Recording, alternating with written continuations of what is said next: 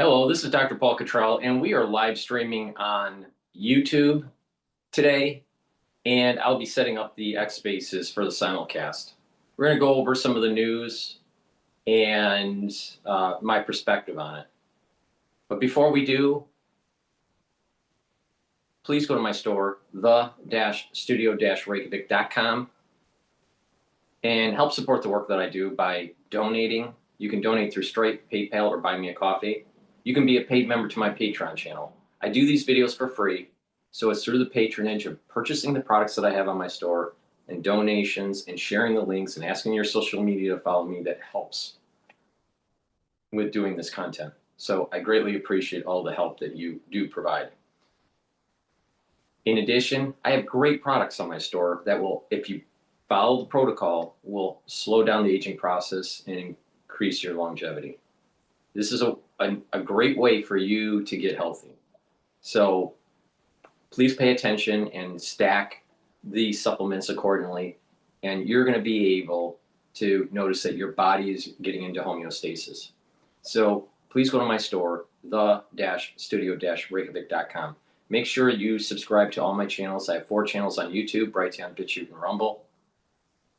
I also have channels on X and on GETTR, so you can follow me that way too.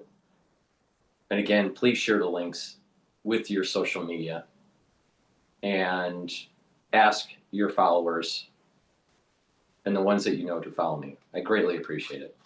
All right, with that said, let's go to a clip by NBC that was yesterday about civility measures to admissions to colleges.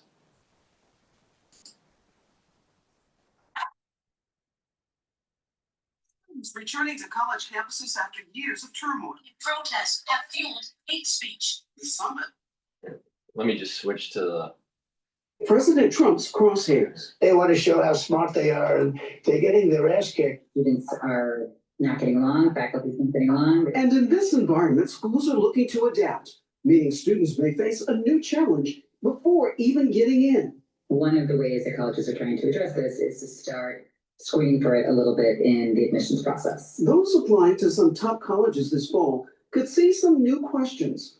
Last year, Harvard added a prompt following some Ivy League competitors. Tell us about a moment when you engaged in a difficult conversation or encountered someone with an opinion or perspective that was different from your own. And now students can opt to submit a new so-called portfolio when applying to at least 6 other colleges, measuring qualities related to civility. I think the universities, yes, they are interested in students having that practice, having built that muscle. That's Saul Khan, who created Khan Academy, the massive tutoring nonprofit.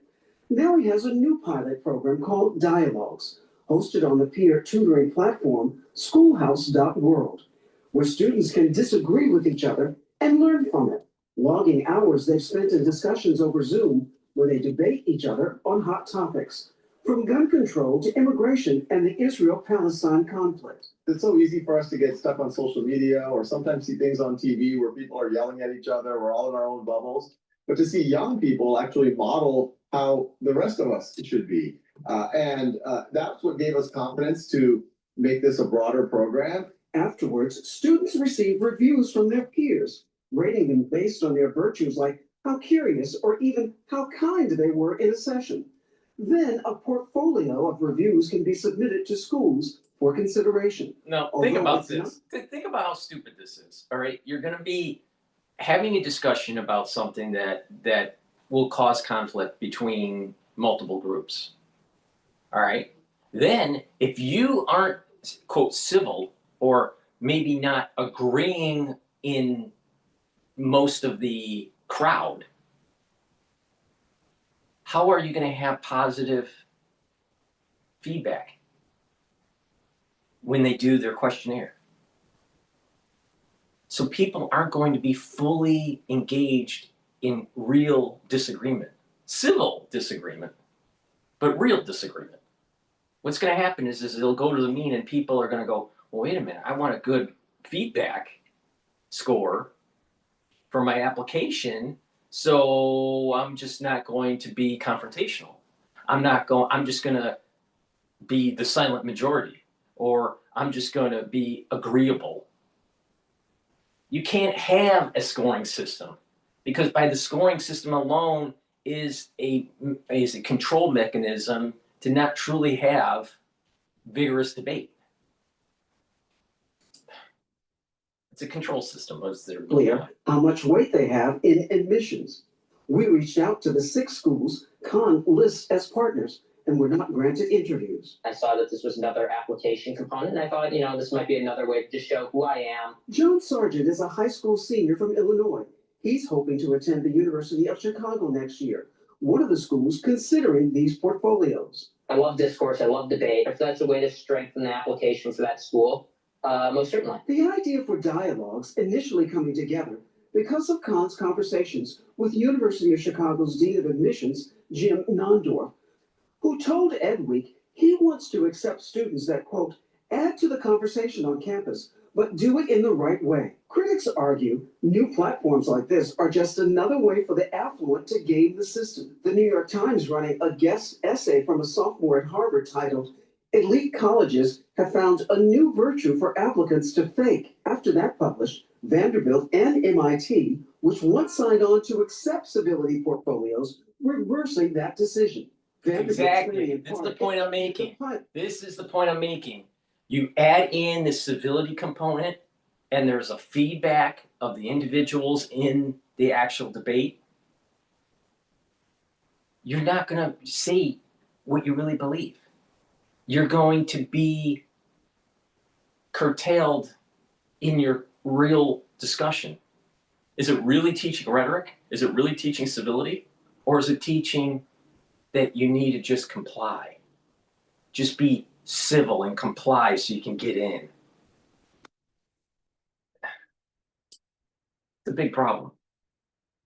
After careful consideration and hearing some concerns, MIT did not explain its decision to NBC News, but said it's committed to developing in our students a capacity to listen openly and disagree respectfully. It is actually very hard to fake authenticity. Responding to critics, Khan says submitting the optional portfolios is like disclosing volunteer hours and that other parts of applications can be unfair. A lot of affluent kids can hire coaches. I'm a big fan of things where it's just you and a couple of other folks, and you're forming a real human connection. But that human connection not always an aspect of some new AI tools, also meant to improve civil discourse. One professor at Carnegie Mellon created Sway, a free AI-based chat platform that moderates students' discussions, interjecting if things get too hot. In the past, many college prep experts advise students to avoid hot-button topics, but now some changing their tune. When you make an investment to be purposeful about your growth and to cultivate these qualities that, again, we can all agree are positive qualities. This is social control. For the ones that just joined, thank you for joining. We're live streaming on YouTube and simulcasting on X Spaces. Right now, the topic of discussion here is how colleges are starting a pilot program where in the application for the student, there's a civility test. And Khan Academy will have a Zoom call kind of discussion with students, and there's a hot topic to discuss. And there's feedback from the students that were in the Zoom call that grades the different students. And then this optional part of the civility metric can be used as their common application to college. So what colleges are doing now with this pilot program is trying to screen students that are civil, all right, instead of students that are non-civil. The problem is, if you're trying to get in, if you're doing this optional piece of the application, you're already probably a very competitive person, and you also know game theory. So you're going to start thinking you can't really say anything that's button pushing in the Khan Academy because you're going to get a negative feedback score. So why would you send an application to, let's say, Harvard or MIT or University of Chicago with a low feedback score for civility? So you're going to be in a Zoom call. They're going to have a hot button topic like maybe Palestinian and Israeli conflict, or the Ukraine-Russian conflict, or ultra liberalism versus conservatism, or abortion, rights or whatever. All right. Will the students really engage in what they believe, or will they engage in the Zoom call to get a positive feedback score? So people are just faking it. So this is a means to control the student so they can get in. All right. Now I'm against this civility metric for applications, because people that are smart are gonna fake it. All right. The ones that are dumb are gonna just say what they want, and they're being honest. At least you got to give them credit for being honest. But the thing is that if whoever is in your group, when you're trying to measure people in the Zoom call where they stand, you're going to try to find the center ground so it doesn't create conflict, so you have a high feedback score. Because the students within the Zoom call are the ones that are rating you. It's like a 360 review system, which I'm totally against. I think corporations that do 360 reviews are stupid. But the thing is that the students are going to fake it because they want the positive score. So this is just another means of social control. All right. But we do have a problem, for sure. We have a problem on college campuses of this liberal, ultra liberal mentality, and it becoming violent. How many violent situations in college campuses are there with conservatives? When you have a conservative person speaking, guess what? Almost always the liberal constituency within the student body tries to boycott and prevent the lecturer from talking. How often does that happen in a conservative situation where there's a liberal person talking and it's the conservative constituency within the student body that's protesting? So where's the real problem here? The real problem is actually with the ultra liberals. So having a civility metric you're just going to fake it. So stupid. If it's even possible to measure civility, and whether colleges trying can heal a fractured society, still very much up for debate. Yeah, Rahim, I think that last sentence is so critical, right? Because civility seems to be in short supply these days everywhere. So how can AI or even a non-AI program measure civility? That's a great question, Tom. But I think it's all coming down to, as the experts say, a question of whether or not. All right, so you have two ways to measure. You're going to have a measurement of a 360 review with the students that you discussed. And of course, you want positive reviews, so you don't want to cause any havoc. And so you're just going to be cordial. So it's a fake debate. But then you have an AI. Who trained the AI? How's it trained? Is it trained with a ultra liberal perspective? Is it trained with a conservative perspective? Is it trained in a way where, as long as you don't hurt someone's feelings, you get a good score? It's crazy. It's crazy. This is on top. Students that have to go to college now, a good school, all right? Let's say the top 50, all right? These students, it's as if they're applying to medical school. They have to it's too much stress with these students. And in most cases, these students have had like a tiger mom scheduling their life for the last 15 years, all right? And they really didn't have any time to really be a kid, any time to really enjoy their youth, because it was all about get into a good school, and all these extracurriculars and all this. And a lot of these extracurriculars are not sports related. All right, so they may get into sports early, and then they just don't have the athletic ability, so it winds down in high school.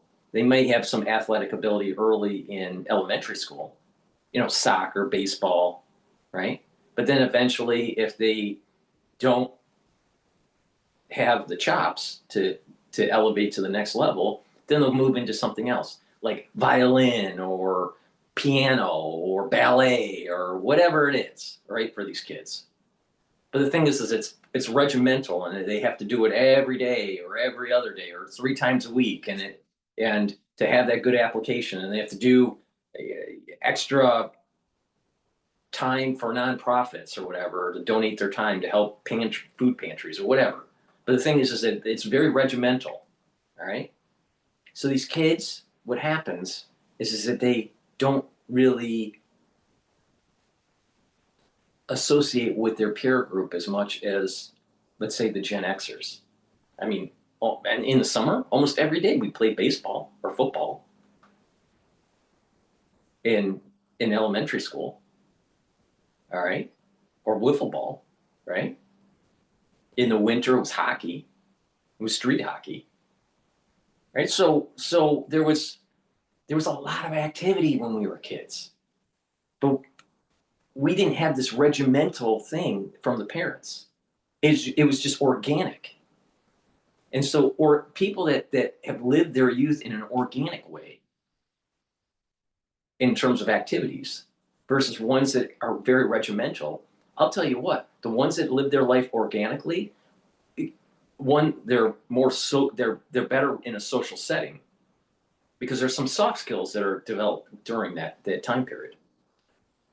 If you have a regimental thing and Susie's always going to violin practice, you really think that Susie is socially wired properly?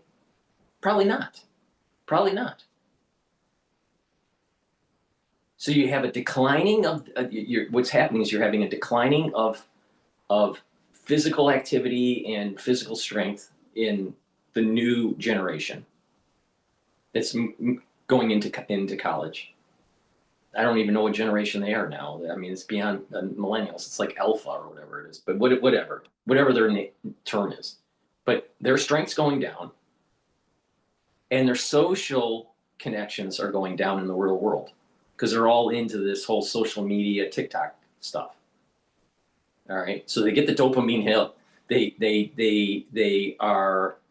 have this ADHD kind of like instant gratification issue that's going on. And you can easily take advantage of these people. Easily.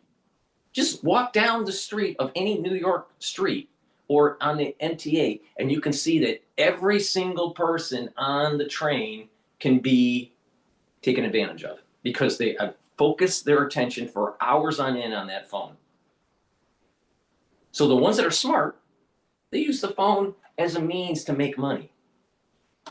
But the masses, they're consuming. They're consuming, and it's dumbing down their brainwave. So this is happening to the kids while their brain is still developing, because the brain doesn't stop developing, wiring itself until around 22, age 22. Now, you do have neuroplasticity in your adulthood, where you have a buildup of neural connections and a recession of neural connections. But the major wiring and developing phase is from in utero to age 22. So if you have kids that are playing around on these stupid phones at age 10, all the way into their early adulthood, their brain isn't wired properly. That's a fact. So these kids aren't being prepared for the real world. And you're going to somehow use a screening test for civility? That's stupid. What you need to do is start to curtail the actual phone use with these kids and get them in the real world and allow them to have this organic aspect with their life. And then you'll actually have a population that has more musculature, has less diabetes, they're healthier when they're getting into college. Their brain isn't fried because of the phone system. And actually, you'll have thinkers instead of these individuals that are reactive. See, what's happening on college campuses is they hear something, they're reactive. They say, a certain group supporting, let's say, the Palestinians. Let's say like Gays for Palestine or something like that, which doesn't make sense because Islam isn't very copacetic with homosexuals. But the thing is that they have these knee-jerk reactions in the United States. Why is that? It's because of the dopamine hit from the phones with the social media. Because critical thinking isn't there. It's just reactive. So these students using TikTok, using Snapchat, and doing all these, looking at these social media platforms, and they're not using critical thinking, but they're just reactive because they're looking at a 30-second clip or a minute clip. And social media wants to feed this because that's how they make money. You're going to have a society you're going to have a society within this youth that doesn't have critical thinking. Big problem. So when they're reactive, when they hear something that they don't like, they've been trained on the phone. Oh, type in something negative or just cancel them or whatever. So when they're in the real world where there's real consequences, they don't know how to act. So don't do the test. Change the behavior where the root cause is. It's the phones. And big tech knew this was going to happen.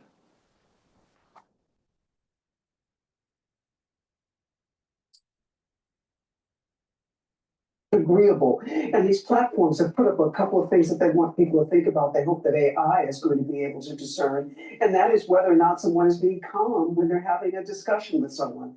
And that is a discussion, and it's not a debate where you're locked in on your ideas and that you are inflexible in terms of considering someone else. So that idea of being respectful, empathetic, and a good listener, that might determine it. Yeah, what do they say when you go to a friend's house for dinner? Don't talk politics, don't talk religion. That's not easy to do in college. That's where you're supposed to be talking religion and politics. For sure. All right, Rahima, thank you very much. We thank you for watching, and remember, stay updated on breaking news and top stories on the NBC News app or watch live on our YouTube channel. All right, well, that's that. All right, let's listen to General Keane. This has to be a very frustrating for Trump. I think this is dealing with a flare-up in the Middle East. It might be a flare-up in Ukraine. I'm not sure yet. Maybe Ukraine up there. All right. 30 missiles into Kyiv, killing 21, including 4 children. He was not happy about this news, but he was also not surprised. Perhaps both sides of this war are not ready to end it themselves. The president wants it to end, but the leaders of these two countries need it to end and want it to end, must want it to end as well. This was Russia's deadliest attack on the Ukrainian capital since President Trump's meeting with Putin in Alaska earlier this month. Fox News senior strategic analyst, retired 4-star General Jack Keane, joining us now. General, good morning. Thanks for joining us. This is your reaction to this attack. This was a horrific attack, and it certainly suggests that Putin has other intentions, than ending this war. Yeah, well, you're absolutely right, Griff. I mean, the pattern is pretty clear. It's been going on for 6 months in terms of the negotiations between the president and Putin, and also the teams below them in negotiations with each other. I mean, what came out of the Alaska summit certainly was encouraging. And the fact is that the Russians seem to be saying that we're willing to meet with Zelensky, which was a major step forward, something they've been opposed to. Zelensky has been for it, the president has been for it. And then the second major issue was, it's reasonable that Ukraine has to have some kind of security guarantees, unspecified, of course. That resulted, those two concessions or discussion points resulted in Zelensky and all the Europeans coming to the White House, which we all witnessed last week. And it was a remarkable session. And that session produced unity, commitment, and resolve, to get on with the peace process and also to put together some security guarantees for Ukraine. All of that has been going on for a week or so. Meanwhile, what Putin has done, and it seemed like he's talking peace, but he continues to make war, not only on the front lines and losing 30,000 plus soldiers a month. A few months ago, he was losing over 40,000 a month. But the reality is he escalated the war against civilians. As you noted, 21 dead, 4 children, over 50 wounded in that massive attack. Talking peace, but escalating the war against the civilians to put more pressure on Zelensky. That has got to be very frustrating for the president, because what Putin did is immediately reneged on those 2 points. One, meet with Zelensky. Now Lavrov says, well, we wanted to meet with him. We got get the agenda right, and the agenda is not right. And 2, on security guarantees, they want no Western troops in Ukraine whatsoever, assuming there's a peace agreement. Well, how can you have any security guarantees at all if you don't have some physical presence to stop and deter an attack by Russia? So they completely walk back those concessions. And that's kind of where we are, and the president is frustrated. It's such a great point, General. We've got Special Envoy Steve Witkoff up here in New York looking to meet with Ukraine. Hey, let me shift gears just real quickly. I do want to get your reaction to the Europeans are stepping up in a big way. We've got this snapback plan to unleash some sanctions that were originally lifted on Iran. And Secretary of State Marco Rubio is saying the United States appreciates the leadership of our E3 allies in this effort. At the same time, the U.S. remains available for direct engagement with Iran in furtherance of a peaceful and enduring resolution to the Iran nuclear issue. Your reaction, sir? Well, this is part of the original 2015 nuclear deal that the Obama administration negotiated with the Iranians and these other countries to include Russia and China as part of the Security Council was involved in approving this at the time. So there doesn't have Russia and China cannot veto these snapback sanctions. They would take place automatically in 30 days unless Iran comes back to the negotiating table to discuss the nuclear power development and the fact that it's only civil and there's no enriched uranium. The snapback sanctions would involve an arms embargo, anybody selling arms or parts of it to the Iranians, and that is significant in of itself. 0 enriched uranium, and also an embargo on ballistic missiles and their parts, which is the Iranians' major weapon system we saw in the Israeli 12-day war. So this is a significant step forward. The administration is supporting this as well. And now the ball is in the Iranians' court. What are they going to do? We'll see. But if they're willing to go back into negotiations, or are they just going to stiff this? We shall see where it goes. General Jack Keane, thank you for taking time. Have a great weekend. Yeah, Griff, great talking to you and the team. Have a wonderful weekend. I'm Steve Ducey. I'm Brian Kilmeade. A lot of times, and I'm going to go into kind of a philosophical discussion here. A lot of times, when we listen to world events, we don't see the full arc of history that's tied into that event. And we think in a very reactive way. Oh, Russia invades Ukraine. Russia bad. All right. That's kind of mainstream thought in some circles. So it's important to look at the arc of history. Now let's take a look at Kissinger for a second here. There are many people that hate Kissinger, but do they really know why they hate Kissinger? Or is it that they've been just kind of programmed from the era of Vietnam, in the protesting of Vietnam from the baby boomers that led to this deep hatred of Kissinger?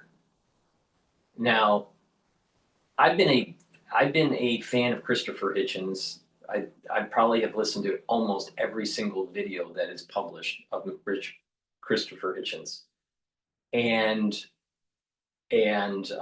he hated Kissinger. He wrote a book about it, a trial on Kissinger about crimes against humanity, dealing with the overthrow of Chile and especially the bombing of Cambodia. But there's an author that's been researching for almost 20 years, Kissinger. His name is Niall Ferguson. He's one of my favorite historians. Now, most of Niall Ferguson's work is about history and economics. So that was the main reason why I gravitated to Niall Ferguson. Now, he's been writing the second novel for Kissinger. He published the first novel of his years before getting into the White House. All right. It's a pretty phenomenal history. And Kissinger, because he was in the arena for so long, in key Cold War events, because you got to remember, Vietnam was just a data point of a larger Cold War strategy. So Niall Ferguson wrote the first volume of the series,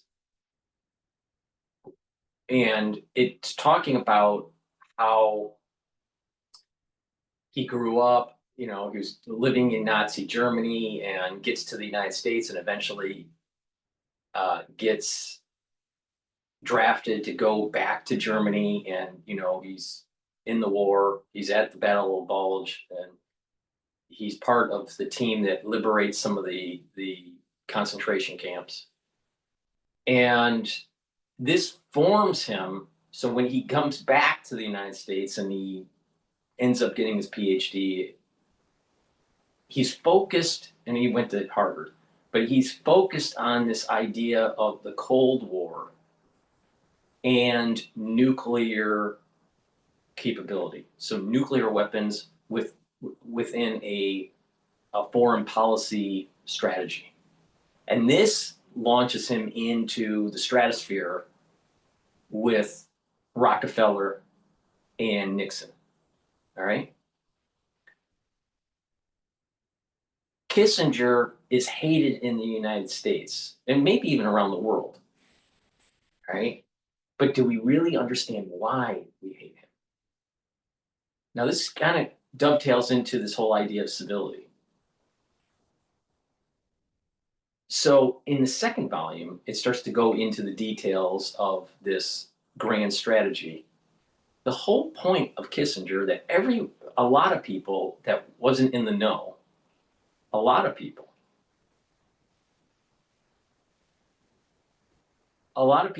hate him, but don't know why. When the Cambodian bombing started to take place, his colleagues at Harvard ostracized him. They basically turned him into a pariah. And he lost lots of friends, and he mentions this. And so it was a liberal establishment that was anti-war that launched the beginnings of the hate of Kissinger. Now, there's a video called Kissinger that was actually, the interviewer was Niall Ferguson. It's part of the research for the 2-volume series on Kissinger. It's probably the only time that he is being interviewed in a long format to explain his whole life. And when you listen to that video, all right, I listened to it last night, and it's, I think, over an hour long, so we can't play it today.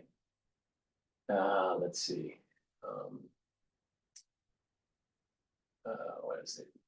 just Kissinger. It's just called Kissinger. It was released in 2012. All right. It's about an hour and 36 minutes, something like that.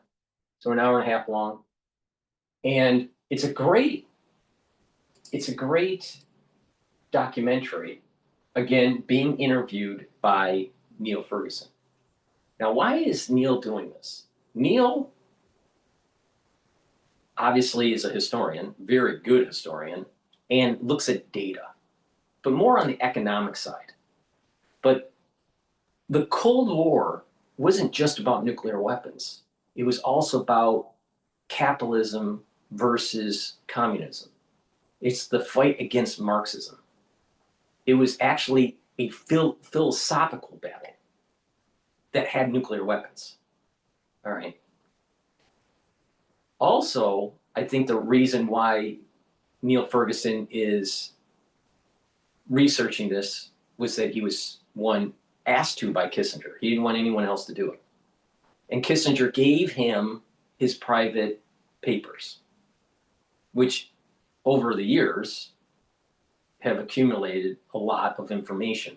So this is part of the reason why it's taken so long to write the 2-volume series, especially during the White House years, because that's where the bulk of the papers are coming from. But there was a grand strategy, and there were some missteps because of the grand strategy to fight the Soviets. All right. Now, Neil Ferguson is also talking about this Cold War 2.0 and World War III and how Taiwan is tied into it, and China. And you got to remember, Kissinger opened up China. But the reason why they opened up China was to actually cause Russia to have some instability on their borders with China. And as we gained more influence in Asia, it diverted the attention of Russia with fully focusing on their Western Front in Europe. So when I say the Western Front in Europe, in the perspective of the Soviet Union, not in the perspective of the European Union. So by moving the attention of Russia, all right, and for the United States to engage with China, it diverted the attention and allowed for NATO to start to gain during the Cold War and to help the rebuilding after World War II, because it took decades to get Europe out of the ashes of World War II, economically, industrially, politically, right? So it took it was a decades effort to do it.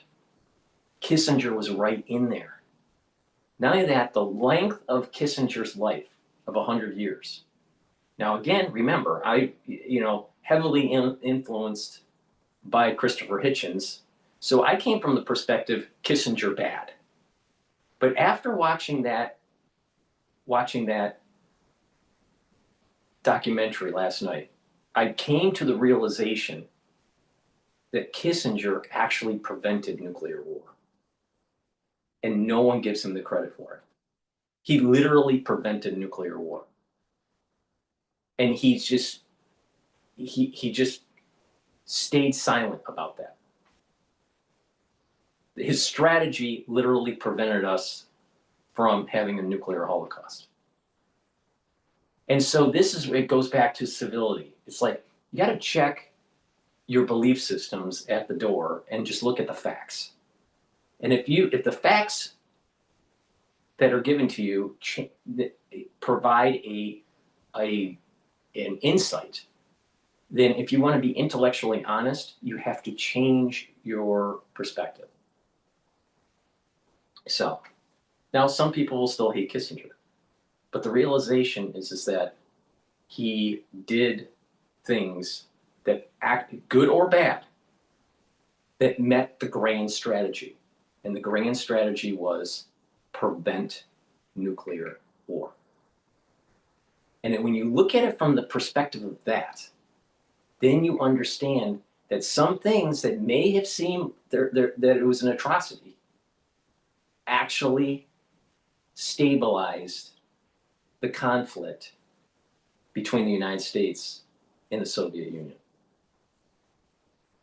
But no one gives him credit for it because no one wants to go into the details of a long 50-year arc. Because it wasn't about Vietnam. It wasn't about Cambodia. It wasn't even about Chile. It was something much, much bigger. And everyone missed it because everyone was reactive about a particular news event. Now, in terms of Chile, what is interesting, and I did a little bit of research yesterday about it, there's something called it was called CyberNIC, Cyber Sync. Was it Sync or Sin? CyberSyn. CyberSyn was a project within Chile where the theory that, now this is happening in 1970s, right? This is 1970 and this is 1970 to 73, right? So this is during Nixon's administration. Kissinger's involved, all right? So Chile has a president that's rising up in popularity, or a candidate for the president that's rising up in popularity. Dino, I think is his name. I'd have to look it up. But he was pushing this idea of democratic socialism. Now, haven't we heard this word before recently with Mamdani? All right. This is the reason why you have to look at the big arc and what Kissinger was worried about. All right. So in Chile, in the early 70s, there was this development of a cybernetic system where it would take inputs from manufacturing, from purchasers, from consumers, and try to do a feedback loop where it's automated. So they were building something rudimentary at the time. They were building something that was very similar, but at a grand economic scale, like how Amazon works. Amazon takes in, think about what Amazon does. Amazon is a cybernetic organism. Amazon is an organism, a social organism. It's cybernetic. A consumer wants something. The means to order is online. You order. They have lots of storage of material or products in warehouses or direct ship. And they have these robots that go into these storage centers and process these orders. And you get it within 2 days or 3 days or whatever. It's a cybernetic system, but at a macro level. Well, Chile was building something similar at a macro level. Now, I don't believe that at a macro level that you can build a cybernetic system, because it's the idea of, can you really model chaos, indeterministic chaos, and be an efficient society? I don't think you can. All right, but you teleport what's going on with cybernetics today and compare it to what was going on in the early 70s. The difference is that now you have artificial intelligence that can speed up the process. Kissinger was involved in overthrowing this. Now, there's another part of this Chile story. In Chile, they were trying to purchase the manufacturing companies that were American owned. Because what was happening is that labor costs were low. American companies would be mining copper, forging or spinning the copper into coils and then shipping it to the United States. And they would use that material to build products. So this democratic socialism that was taking place in Chile wanted to take control of the manufacturing. So you had Ford Motor Company, you had elements of Bank of America, Anaconda Copper, and a few other companies. Pepsi was also another company that was worried that they would lose their assets in Chile. And they were also worried that other assets within South America would be lost if this democratic socialism took place, took hold. And so the CIA was involved in a coup. So you had the State Department, Kissinger, the CIA tied into destroying cybernetics and to prevent this democratic socialism from taking hold. Why?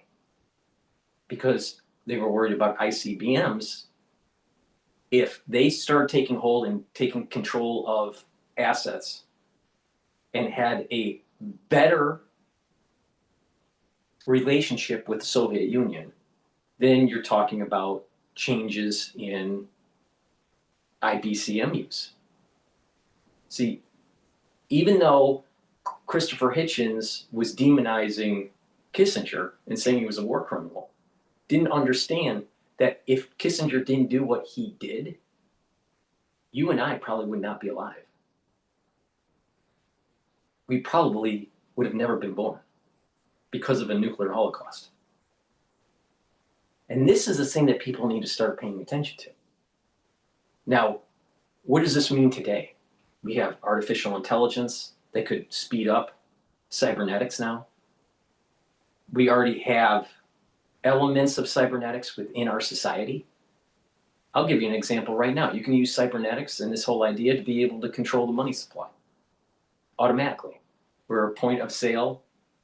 You know what the consumption is in real time anywhere in the United States, and it could feed back to the Federal Reserve and adjust interest rates in real time and change and either buy or sell bonds in real time to adjust the yield curve. So you never have inflation. You could build a system to do this because we have the infrastructure now in place to have real-time data. So you don't need a board of governors. But that sounds like, oh, that sounds great. You'll never have inflation. It's all done. But then what it does is it launches in a technocracy. And then it launches in another element of it is that if you institute these types of cybernetic technologies, it institutes this top-down control that's very similar with communism.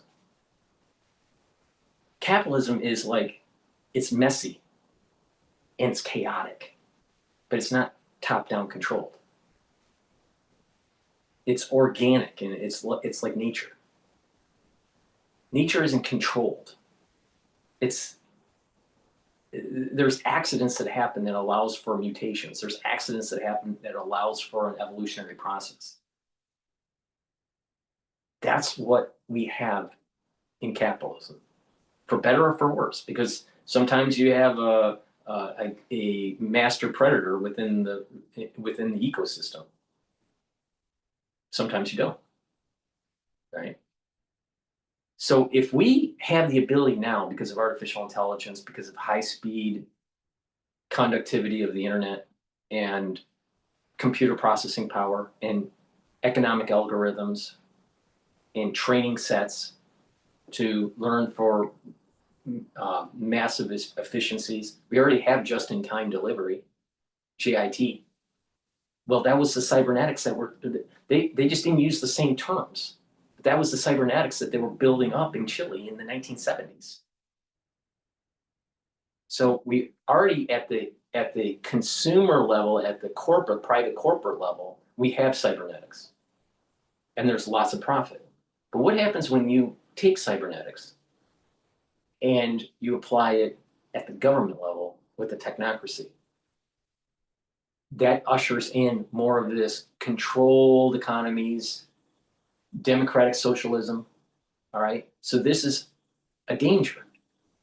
Now, why am I saying this? Who's the Kissinger that was stopping this in our day? Kissinger's dead. Who is the Kissinger today? So Kissinger stopped technocracy. If Kissinger stopped through the grand strategy a nuclear holocaust, if Kissinger stopped this encroachment in our backyard of this democratic socialism, who's the Kissinger today? Because if there's no Kissinger, then the probability of democratic socialism to take hold in our society grows by leaps and bounds, especially if we have a debt default or massive inflation or another mega event like Lehman. Who's the Kissinger in the room? Because we've demonized him. Now do you get it? Do you get it? All right. Talking about civility. All right, let's pivot to World War III. All right, in the perspective from Neil Ferguson on this. This is about 10 minutes long. So before I go in, this is kind of like a philosophical show today. All right, and to actually challenge your beliefs about what was really going on in the last 60 years, 70 years in the United States. And what you think, even if you're a conspiracy theorist, what you think probably needs to be challenged and to be reevaluated, because things are approaching that is the other path if Kissinger didn't do what he did. See, he was at that time, the United States was at a fork in the road. And we went down a path where we didn't go nuclear. But when there's no Kissinger and you're at the fork in the road, which we are at, what's the probability of taking the other path? Because unfortunately, the people that are in the room, they're not as smart as Kissinger. Even though a lot of people hated him, he was a smart guy. All right, let's listen into Niall Ferguson. But before If we you want to build an app and before we do that, let me just plug a couple products. Please help support the work I do. I do all these videos for free. It takes a lot of time to do these videos. But better yet, if you listen to what I have to say, you'll learn something. And you'll learn on how to improve your health. All right? I know this subject matter really well. So please listen to me and get healthy. All right? Some of the great products that I have in my store are structural nano silver soaps. Structural nano silver soaps are better than the regular soaps that you're using. So you can get it in lavender, you can get it in peppermint, you can also get it in lemongrass and charcoal tea tree. Get a few bars for your household. It's very high quality structural nano silver soaps. Now, the foundation of the protocol, you need to take a multivitamin and a probiotic, preferably from my store. I have very high quality supplements. Now, I have the complete vitamin. The complete vitamin has the multivitamins that you need for proper enzymatic activity, because they are cofactors to allow for your enzymes to work properly, so your cells are working properly, so your tissues are performing properly. That means that your organ systems will perform properly. So the foundation of the protocol is the complete multivitamin. It's easy to digest. And take it with the probiotic. I have it in a powdered form and also a veggie cap form. I prefer to take the powdered form because I take a lot of different powders for my supplements. Now, with a good probiotic, you're helping with your gut biome, you're improving your immune system, you're improving your metabolism, you're helping with your brain function. So it's very important. You're also helping with your skin. So take it, probiotic, go to my store, get the powdered version or the VeggieCap version, and take it with the complete multivitamin. That's the foundation. And throughout the show, we're going to be talking about how to build onto that with the different pillars. So let's go to this. Could an axis of authoritarian regimes ignite a World War III? This is by Neil Ferguson. No idea how to code or where to start? Check out Base 44. I built this daily habit tracker that helps you. Dangerous alliance. Right. I gotta rewind this. The axis.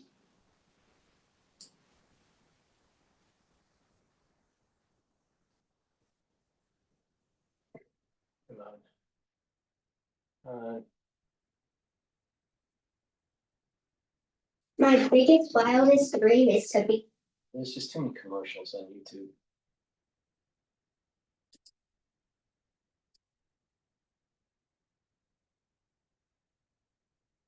Towards World War III, we face not only a cultural crisis, we face a geopolitical crisis. Now, remember, At the very same time, remember the context of this. All right, this was published just 2 months ago. He's in deep research with Kissinger right now to write the second book. Kissinger's dead. There's no other Kissinger. There is geopolitical and financial problems around the horizon that I've been talking about, like the debt cliff with the UK and France and Germany, or even the United States, but the United States is a little bit better off. We'll probably see the debt default of the UK in our lifetime. And then the rising up of China and their desire to take Taiwan and how that's going to check the hegemonic power of the United States. And remember, Taiwan was a bargaining chip during Kissinger to appease the Chinese to get them on our side while we were fighting the Soviet Union during the Cold War. See, Kissinger's dead, and now all the fucking problems are starting to arise that's leading to a high potential kinetic event. And we still have the Damocles of nuclear weapons over our heads ever since we were born.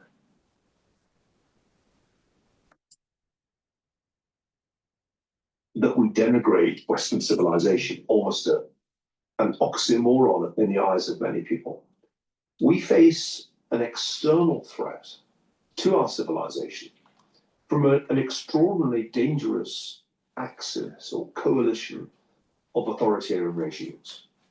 The People's Republic of China, which survived the crisis of 1989 and remains a communist dictatorship. The Russia of Vladimir Putin, which is a kind of revamped Russian empire with him as some kind of latter-day Tsar. The theocracy of the Islamic Republic of Iran, and let's not forget Little Rocket Man in North Korea. These four regimes together, an astonishingly dangerous alliance, I've called it the axis of ill will. They have very different ideologies, but they have a common purpose, which is to end American primacy and undermine the principles of the Western world, democracy, the rule of law. Now pay attention to this. Where is the United States in terms of its debt? It's at high levels. The interest alone is equal to or surpasses our defense spending. With the new bill that was passed, I believe our defense spending is above now our interest payments, but it's damn close. Damn close. For us to fight this, we would have to pump so much money in for the war effort. We can't afford it. We had a cushion during World War II because we didn't have that much debt. We were able to finance a war Can we really finance a war now? And then on top of the social unrest between the Democrats and the Republicans, between ultra stupidity and conservatism, socially, we can't absorb this. Let's continue. We're in dangerous territory because there's no Kissinger. There's no Kissinger out there. It's done.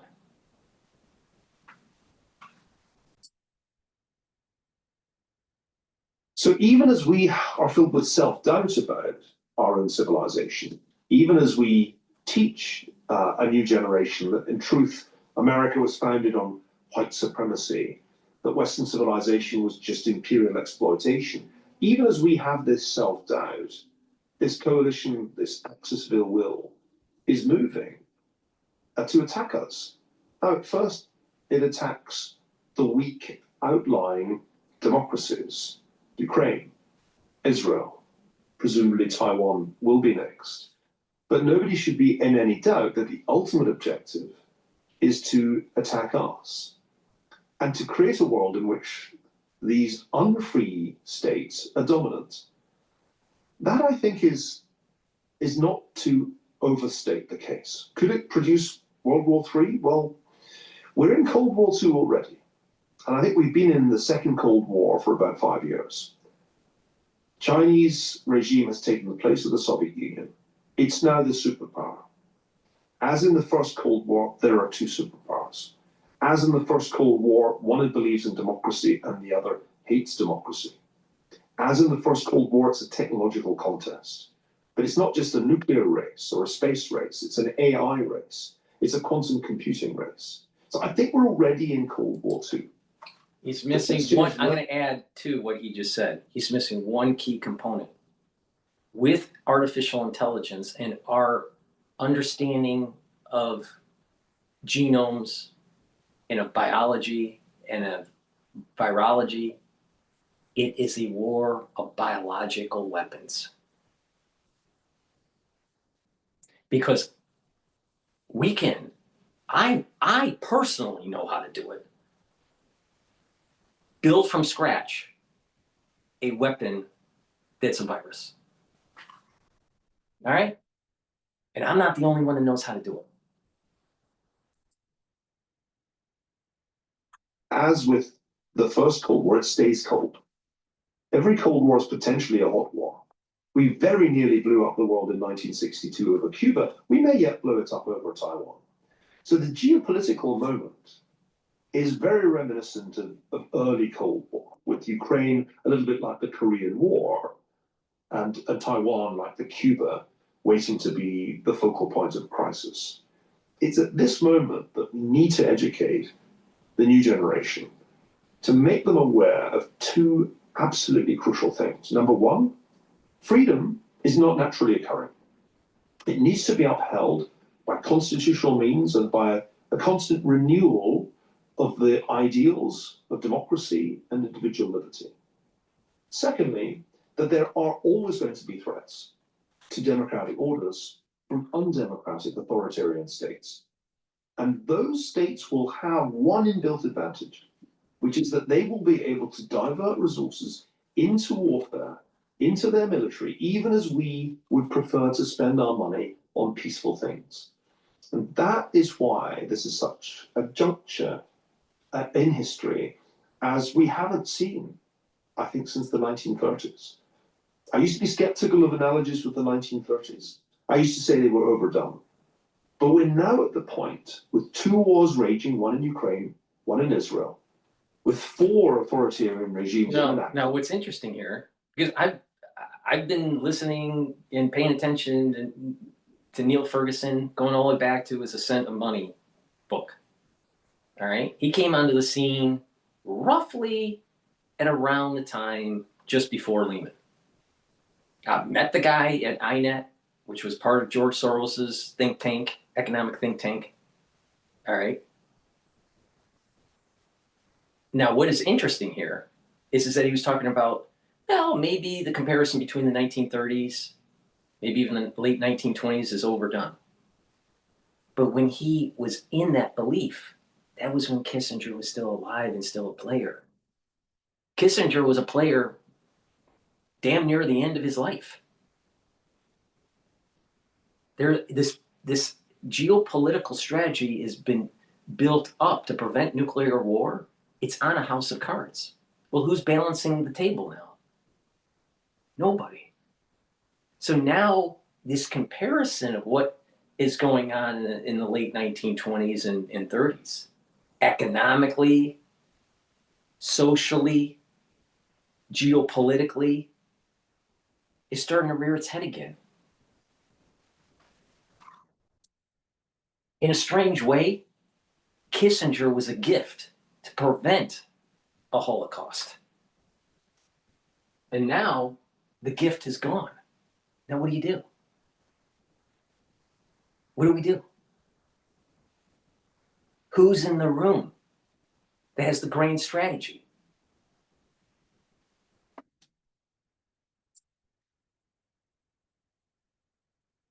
With the United States divided, weighed down by debt, very unlike Britain between the First and Second World War, we're now at a point when the 1930s analogy starts to make sense.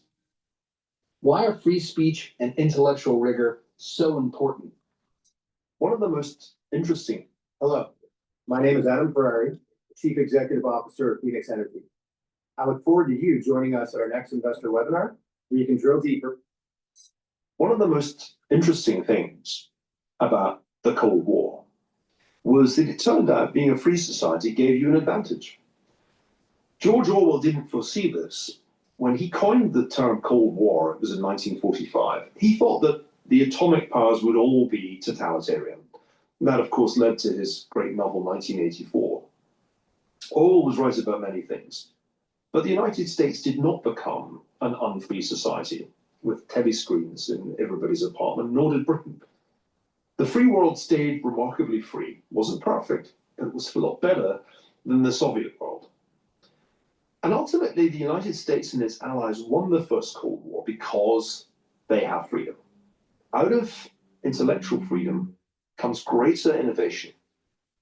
It's very hard to be truly innovative in an unfree society because there are no rewards for original thinking, only risks and punishments. So luckily, freedom, in addition to being inherently good, has spin-off benefits. You're better at innovating.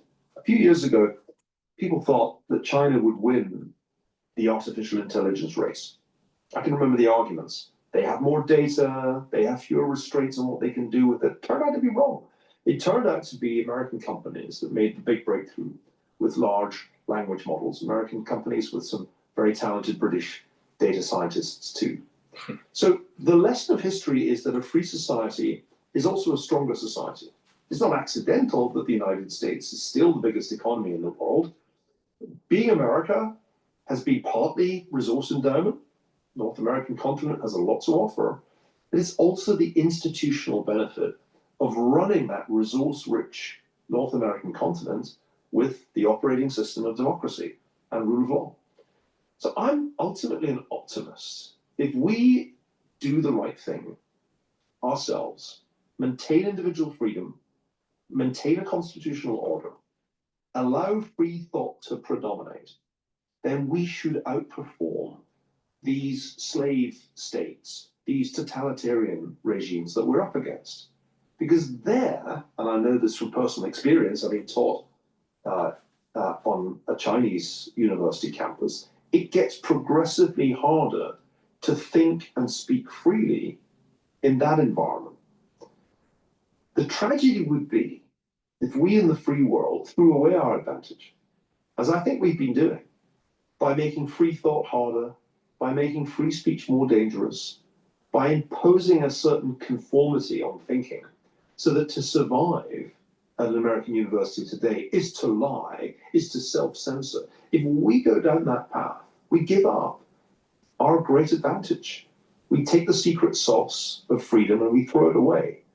If we do that, then we will deserve to lose the Second Cold War. What did you see while teaching in China?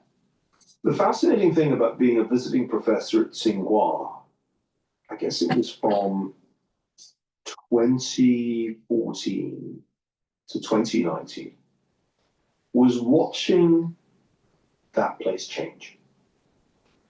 At the beginning, Xi Jinping had only been in power for a couple of years. The classroom was remarkably free. In fact, I used to joke that it was a kind of freer atmosphere than back where I was still working at Harvard. That changed. In fact, with every passing year, one felt less able to speak, and one saw one's colleagues feel more inhibited because Xi Jinping increasingly tightened the Communist Party's control over the university during those years. By the end, I was being warned to avoid this topic, not to show that slide. It was a strange experience, particularly as I could see amongst the students very much the same desire for free debate and discussion that I've encountered amongst students since we started the University of Austin. Our forbidden courses were a success, partly because the students came to us from established universities and for the first time were able to speak freely in class. And I saw something of that in China. I can remember teaching a very crowded classroom of students at the School of Economics and Management at Tsinghua in 2016. And my course was simply titled The World in China, and it was a history course.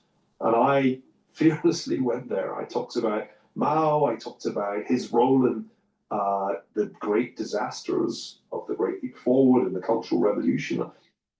And one of my Chinese colleagues said at one point, you know, keep doing what you're doing because we cannot. So I had a certain license as an outsider. I was able to come and talk about more or less taboo subjects in the classroom, which the students, I think, found interesting and exciting. But I couldn't do that now. That period of relative liberalization on Chinese university campuses is over. I know that because former colleagues now have to study Xi Jinping thought. They're compulsory courses in Xi Jinping's thought now for Chinese academics. So I've watched that clampdown happen, and I've watched what was a kind now of... let's pay attention to what's going on with Trump. Trump is basically saying, hey, stop sending the jobs overseas. We're going to need to build up for a war effort against China. We need to reduce our exposure with goods that are being made in China, being shipped to the United States. And Wall Street's having a hissy because they're used to ungodly profit because of the labor arbitrage, regulatory arbitrage. And when you have a society like New York that's just pushing paper, that doesn't make anything, just pushes paper, they would prefer a society where we import goods and we get foreign money to buy the bond market. Because Wall Street makes money doing that. Wall Street wouldn't make money if there were no foreign buyers of our wonderful treasuries. But if you bring economic clustering back to the Midwest and the South, what does Wall Street do? There's not as much paper to push.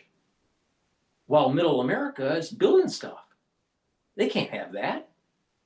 That would mean that you have a power shift in the United States. You would mean that the power is shifting closer to the center of the country, not from the East or West Coast. Can't have that. So we got to demonize Trump. That everything he does is bad. See, what is happening is big. It's not just one small data point. It's not just about tariffs. It's not just about the interest rate from the Federal Reserve. It's colossal what's happening.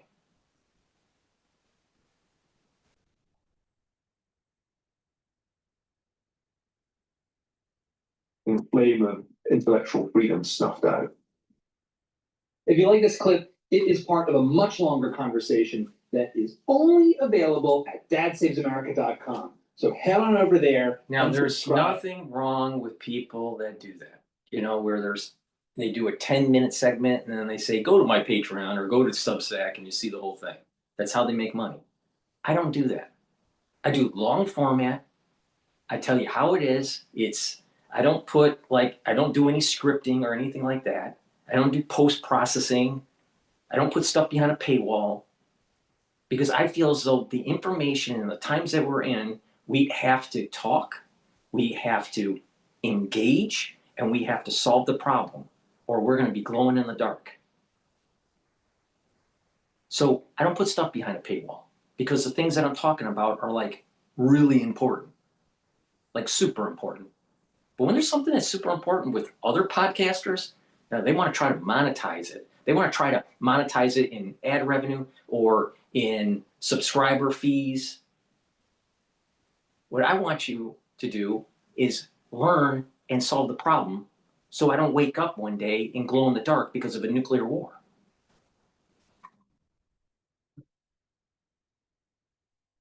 Don't trust people that overly put stuff behind a paywall. Lesson learned, okay? All right, please go to my store, help support the work that I do. Again, all these videos are for free. The ubiquinol and the NAD+. NAD+ is a supplement that will boost up your NAD+ levels, increase your energy, help to repair DNA damage, and protect your neurons. Super important if you're age 40 or older. Better start protecting your neurons. We are still feeling the after effects of 2020, and in the next 5 years, there are going to be many people that you know that are going to have elements of early onset of dementia or Parkinsonian issues with motor coordination. Take ubiquinol. Ubiquinol is the most bioavailable form of CoQ10. You can't get anything better than this. So if you're taking CoQ10, chances are you're probably taking the wrong stuff. There's nothing better than what's in my hand in terms of CoQ10. So get the ubiquinol, take it every day. It's going to soak up free radicals, help with the health of the mitochondria, boost up your energy levels, and protect your neuron. Stack it with the NAD+, and that's in your neurostack. And that way, you can be like a Kissinger. All right. I want to listen in to, let's see here.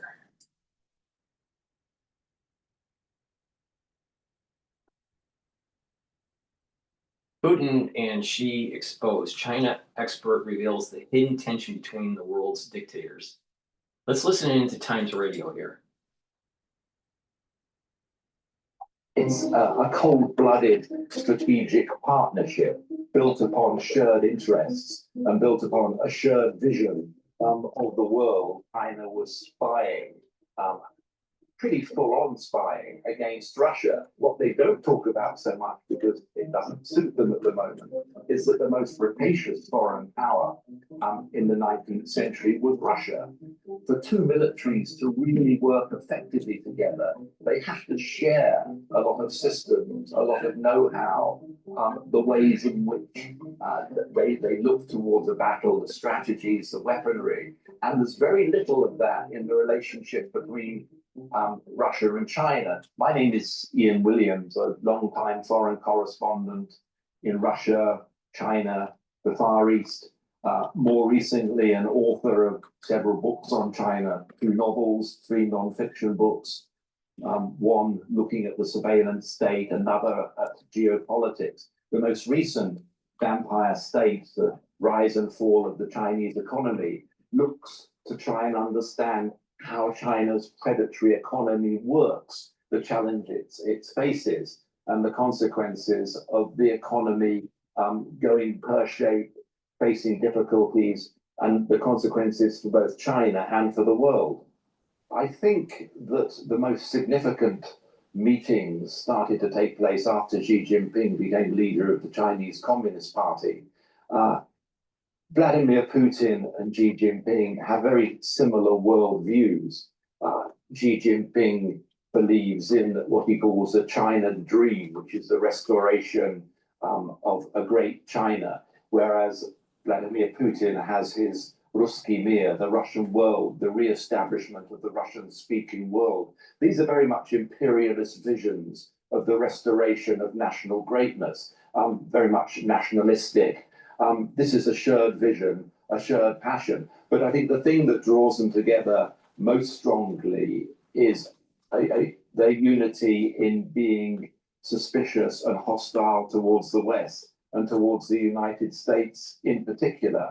And this is something they share, something that's driven their relationship, something which underlines their relationship over Ukraine. So in many ways, it's a cold-blooded strategic partnership built upon shared interests and built upon a shared vision of the world and a hostility towards a system which is dominated by the United States. I think they see a shared interest in courting what's become known as the global south. It used to be described in other ways, the third world, developing countries. They both see themselves as champions of the global south, but the China approach is very much built upon the sense that they believe their system is one that can be emulated, their system is one that is superior, their system is one that can be adopted by other countries as a growth model, whereas Russia no longer really takes that view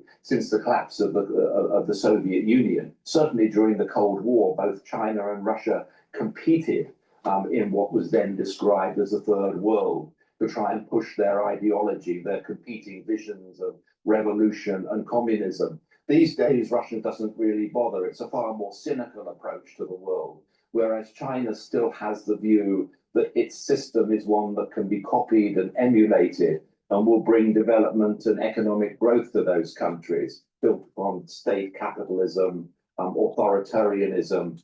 These are very much the principles, whereas Russia doesn't see itself in that role anymore. It doesn't actively try and sell its system to the world, although it is keen to influence countries outside its immediate orbit. When you look at their attitudes towards the system, towards the international rules-based system, as it's sometimes described, it's a tricky concept. Let me just interject really quick here.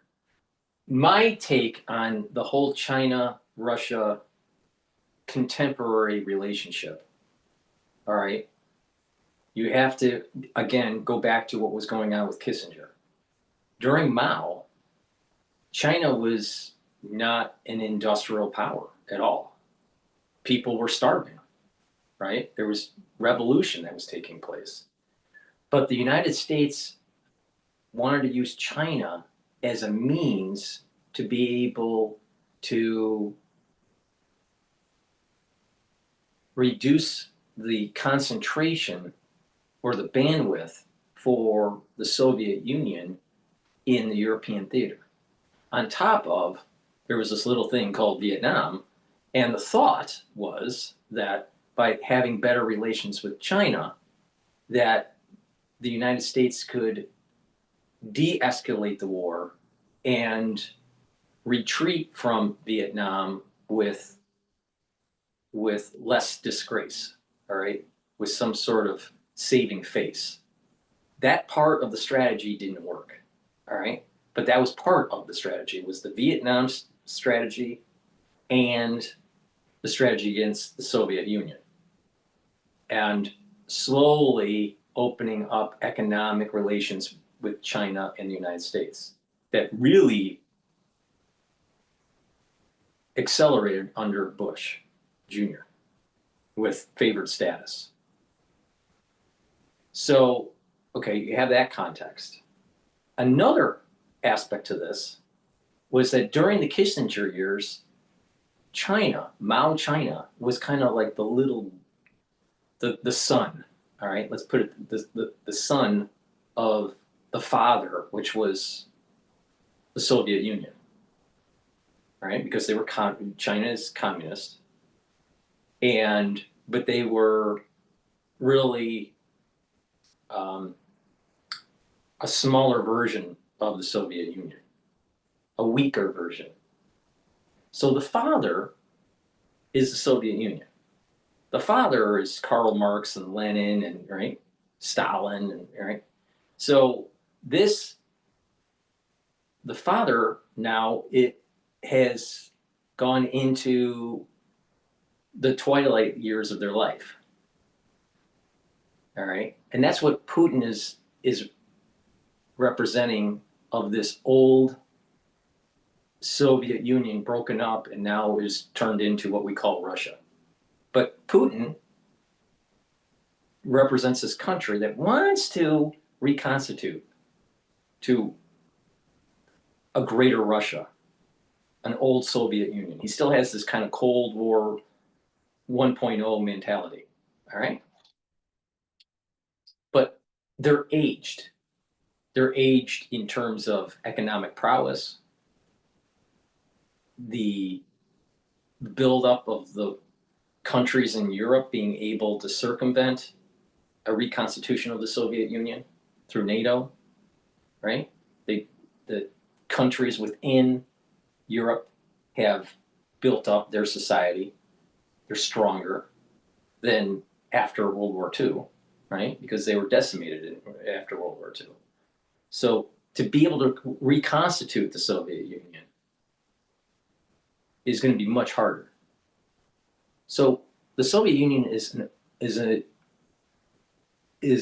90-year-old, let's say, in a nursing home, all right? But China has grown. So as Russia has weakened, as the Soviet Union has weakened, China has grown economically. Now, it has lots of problems.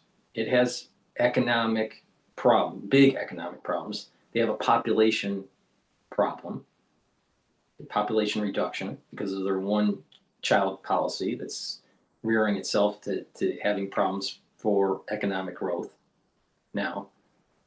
So China has problems, but China is like now in their 40s. So it's like a 40-year-old compared to an 80-year-old. So China, the kid, the child of the Soviet Union, is now has superseded the father. And this is the dynamic, I think, that from my perspective, is what's going on between Xi Jinping's China and Putin's Russia.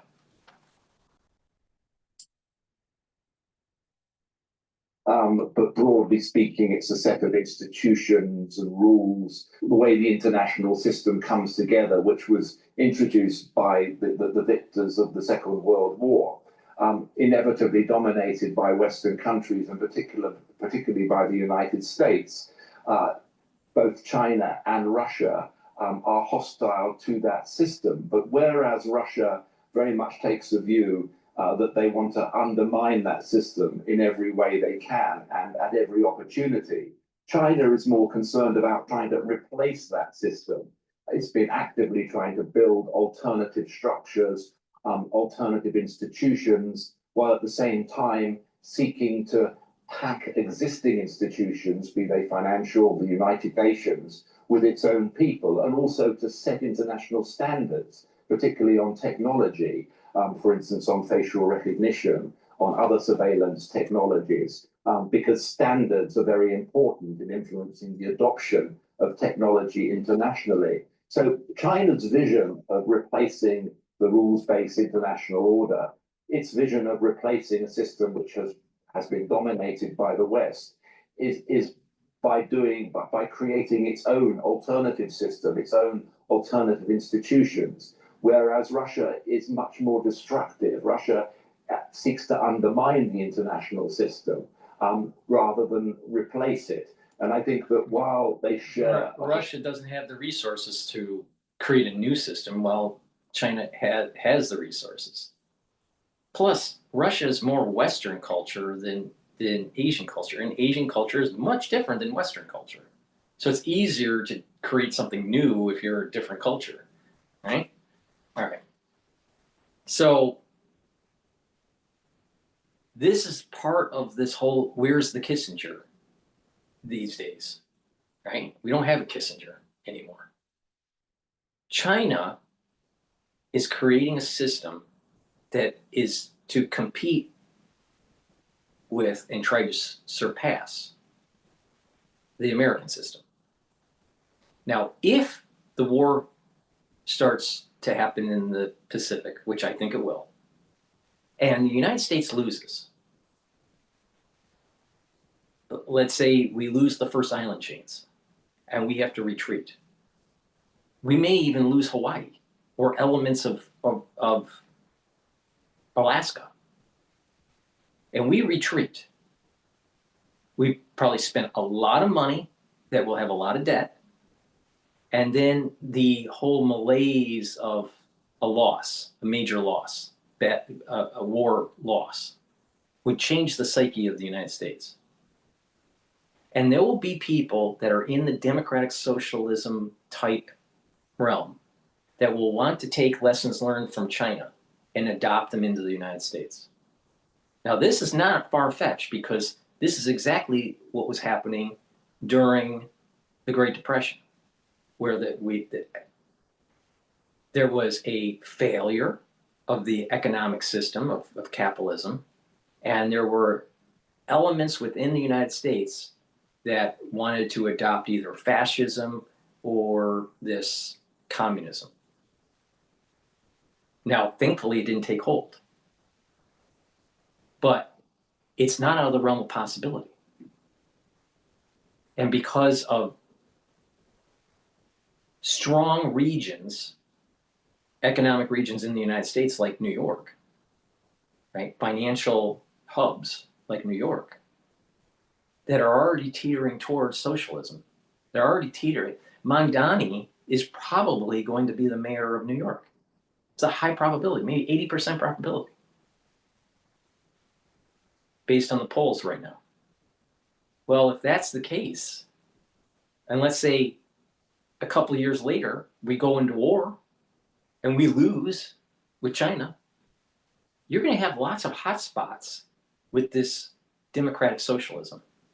And it kind of goes even deeper with the Fabian Society. And there are like 3 different, that's coming from the UK, but it was kind of like trying to slowly, incrementally change the society towards socialism. That's the Fabian Society. And there are elements of this with Podesta. There's elements of this with AOC. You have these different organizations within, I'd have to look up what the name of the organizations are, but there are these 3 or 4 main organizations. Some of them are outright aggressive, so they're not tied to the Fabian Society. They're more aggressive in terms of pushing democratic socialism. And then there are about 2 of the organizations are more or less think tanks that are similar to the Fabian Society, but are not officially the Fabian Society. But the point is that there are institutions that are already established that would be able to benefit from a lost war in the Pacific by the United States and push their democratic socialism agenda. Here's another reason that Kissinger was right. You have to prevent this from happening.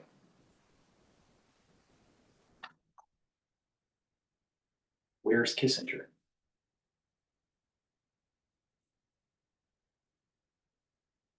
To what exists at the moment, they're very different in terms of their visions for what may replace it. I think that there is all sorts of aspects in which they're competing. Not long ago, documents were leaked to the New York Times suggesting that the FSB, which is the successor to the KGB, the domestic intelligence service in Russia, documents which suggested that China was spying, pretty full-on spying against Russia, trying to figure out what Russia was doing in Ukraine, the performance of weapons, as well as policy, what was going on within the Russian government. Now, this suggested 2 things. One, that within the Russian government were those who were less than enamored with the close relationship that was developing with China, but also that Russia was not really sharing with China the sort of technical know-how, the sort of strategic know-how, the the sort of information about the performance of weapon systems, whether they be kinetic or whether they be cyber, within Ukraine, which China is very keen to know about because some of its own systems are quite similar to those of Russia, and some of the organization of its armed forces are quite similar. So there are tensions beneath the surface. Historically, you could argue that this is a relationship that should never exist anyway, given the animosity that's been there historically. We talk about the Cold War between the Soviet Union and the Soviet bloc and the American-led Western alliance. But of course, another Cold War took place over 3 decades, the frozen border between the Soviet Union and China, along which there were multiple clashes, along which many people died, along which almost triggered at one point a nuclear exchange. The two sides barely talked to each other for 3 decades before a rapprochement by Mikhail Gorbachev in his first visit to Beijing in 1989 brought the two sides closer together again. We forget that China bangs on a lot about 100 years of humiliation. It talks a lot about unequal treaties, about the way in which rapacious Western powers took parts of China, such as Hong Kong, for instance, Western concessions in Shanghai. What they don't talk about so much, because it doesn't suit them at the moment, is that the most rapacious foreign power in the 19th century was Russia. Russia bit off 1.5 million kilometers of Chinese territory, including huge swathes to the north of the Amur River, the Russian Far East, the Russian city of Vladivostok, now home to the Pacific Fleet. That used to be known in Chinese as Haishan Wai, which means Sea Cucumber Bay, and Chinese nationalists haven't forgotten that. A new law only a couple of years back decreed that all textbooks in China should carry the original Chinese names of these Russian areas, which caused some consternation in Russia. So these are built-in tensions. Officially, these border disputes have been settled, unofficially not. There's a lot of neuroses, a lot of suspicion, particularly in the Russian Far East, underpopulated, but big on resources, about the intentions of a very populist and very resource-hungry China just across the border. Chinese nationalists dream of restoring the borders of the Qing dynasty, which of course includes large chunks of modern-day Russia. So there are all these inherent tensions, historic and contemporary. We should remember as well that although we read and see a lot about joint military exercises between Russia and China, these have grown in scope, both in terms of the geographical reach, in terms of the ambition. But when we look at them close, there isn't the same interoperability as you will get within NATO, for instance, or between America and its allies in Asia, be they Korea or Japan. And interoperability is a big thing for military strategists, because for two militaries to really work effectively together, they have to share a lot of systems, a lot of know-how, the ways in which they look towards a battle, the strategies, the weaponry. And there's very little of that in the relationship between Russia and China. Now these exercises are not entirely performative, but they are not of the same nature and the same closeness as what you see between NATO allies, or, as I say, between Western democracies and Korea or Japan. So it is a very different relationship. And yes, you have seen it described as a no-limits partnership. That description came just on the eve of Russia's invasion of Ukraine. And they boasted that it's closer than allies, but it's not an alliance in a meaningful sense of that. It's very much opportunistic. It's very much a marriage of convenience, and it contains a lot of tensions. It suits them at the moment because strategically, both of them benefit from it.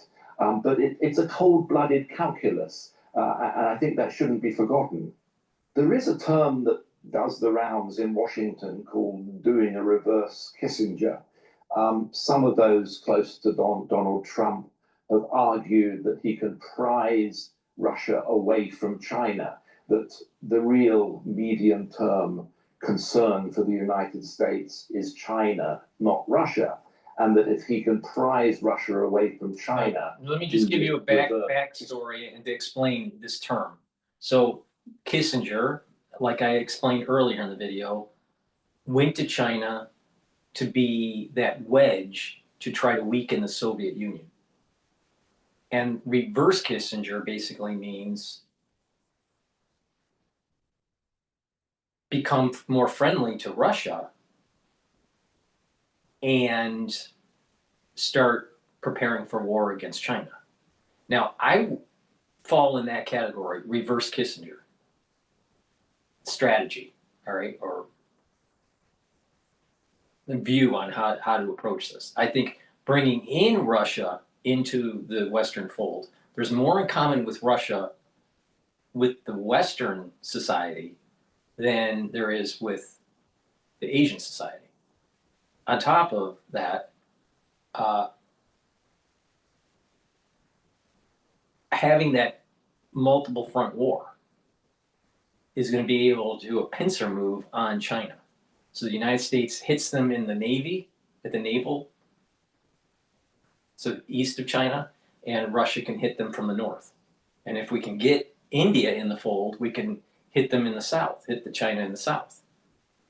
So I think that strategy is actually a good strategy. But again, what is Kissinger really focused on? It wasn't so much the Soviet Union as a country. He was this strategy goes above nation state level. This strategy is against communism and to try to prevent nuclear war and to prevent communism to taking over in the world and into the United States and destroying capitalism. That's what his grand strategy was. Stop nuclear war, prevent the nuclear war, and stop the encroachment of Marxism. That's the grand strategy. So it's not about the country. Now, is Russia communist? Actually, it's kind of a little bit more capitalistic now. It's a little bit more open market because of the fall of the Soviet Union. So it's not really communist.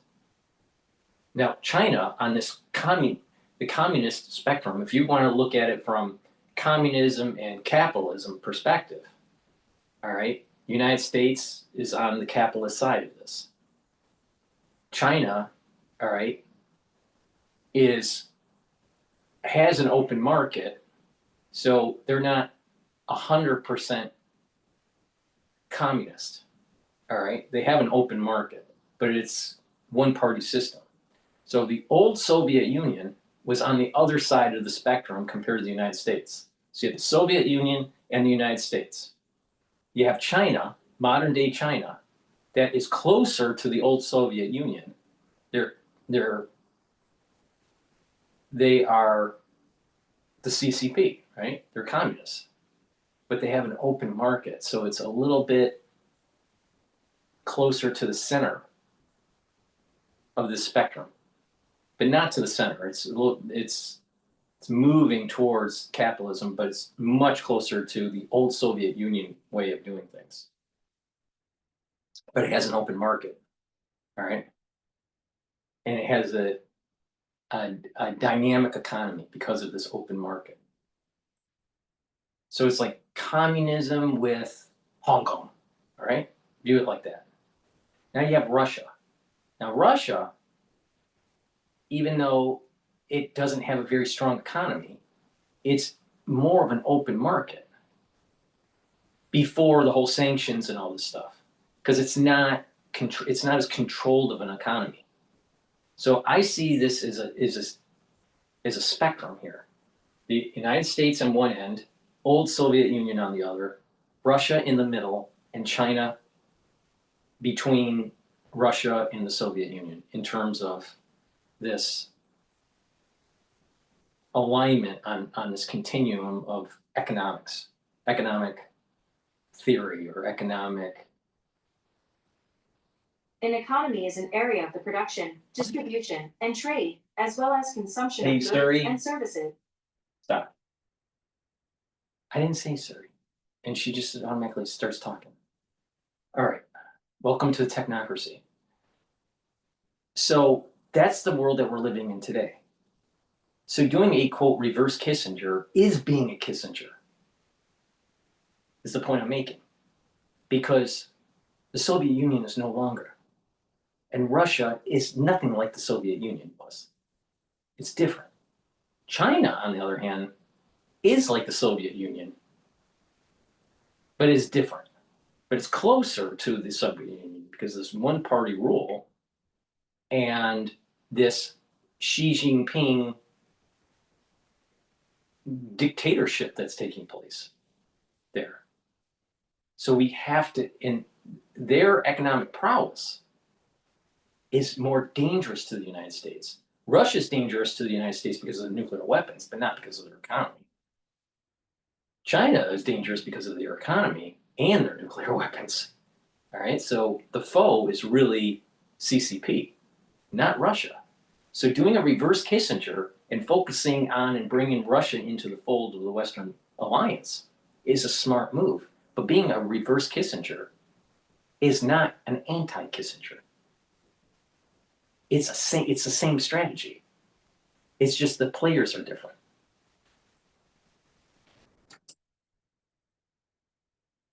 Yeah. Then you will be in a position where the United States will be immensely stronger in its competition with China. Now, I think that is really wishful thinking. I don't think Russia can be prized away from China because although there are historic animosities, or Russia can be, I think can be pried away from China. But Putin probably has to die. Because Putin's not willing to take the off ramp. And he's just too he's too focused on this old Cold War mindset. It's not Putin that we need. We need to align with the next leader of Russia. there are clearly still tensions in the relationship.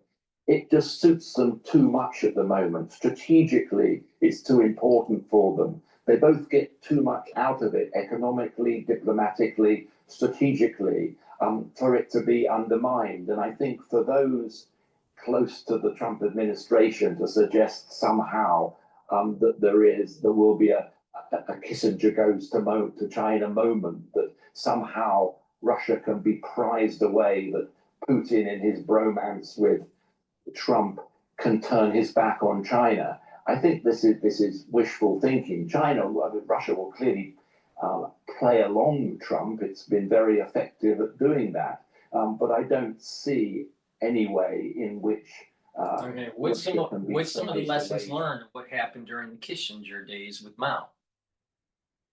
They dangled the whole idea, because you got to remember, this is taking place in the 70s.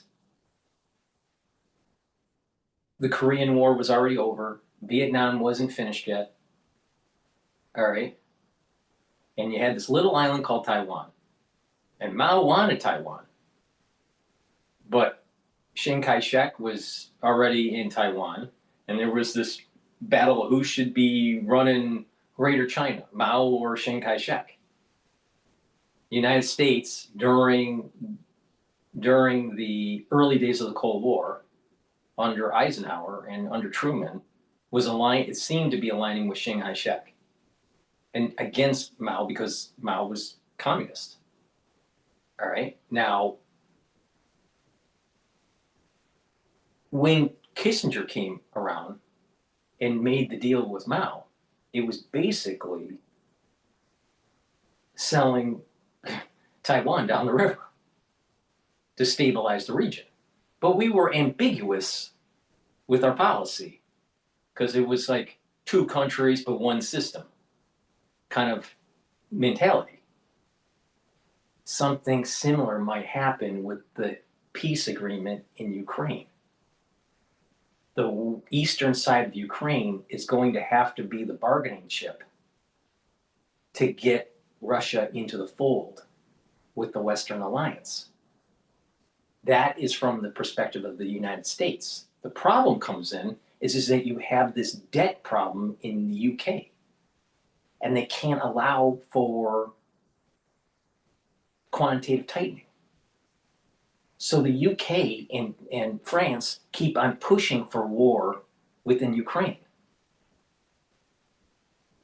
to prevent the bond yields from going to the moon. Because if there's peace in the region, then that's going to open up the door for the central banks to start doing quantitative tightening, because they still have a lot of assets on the balance sheet from COVID era and from the Lehman era. So you have these conflicting systems because of the debt of the UK.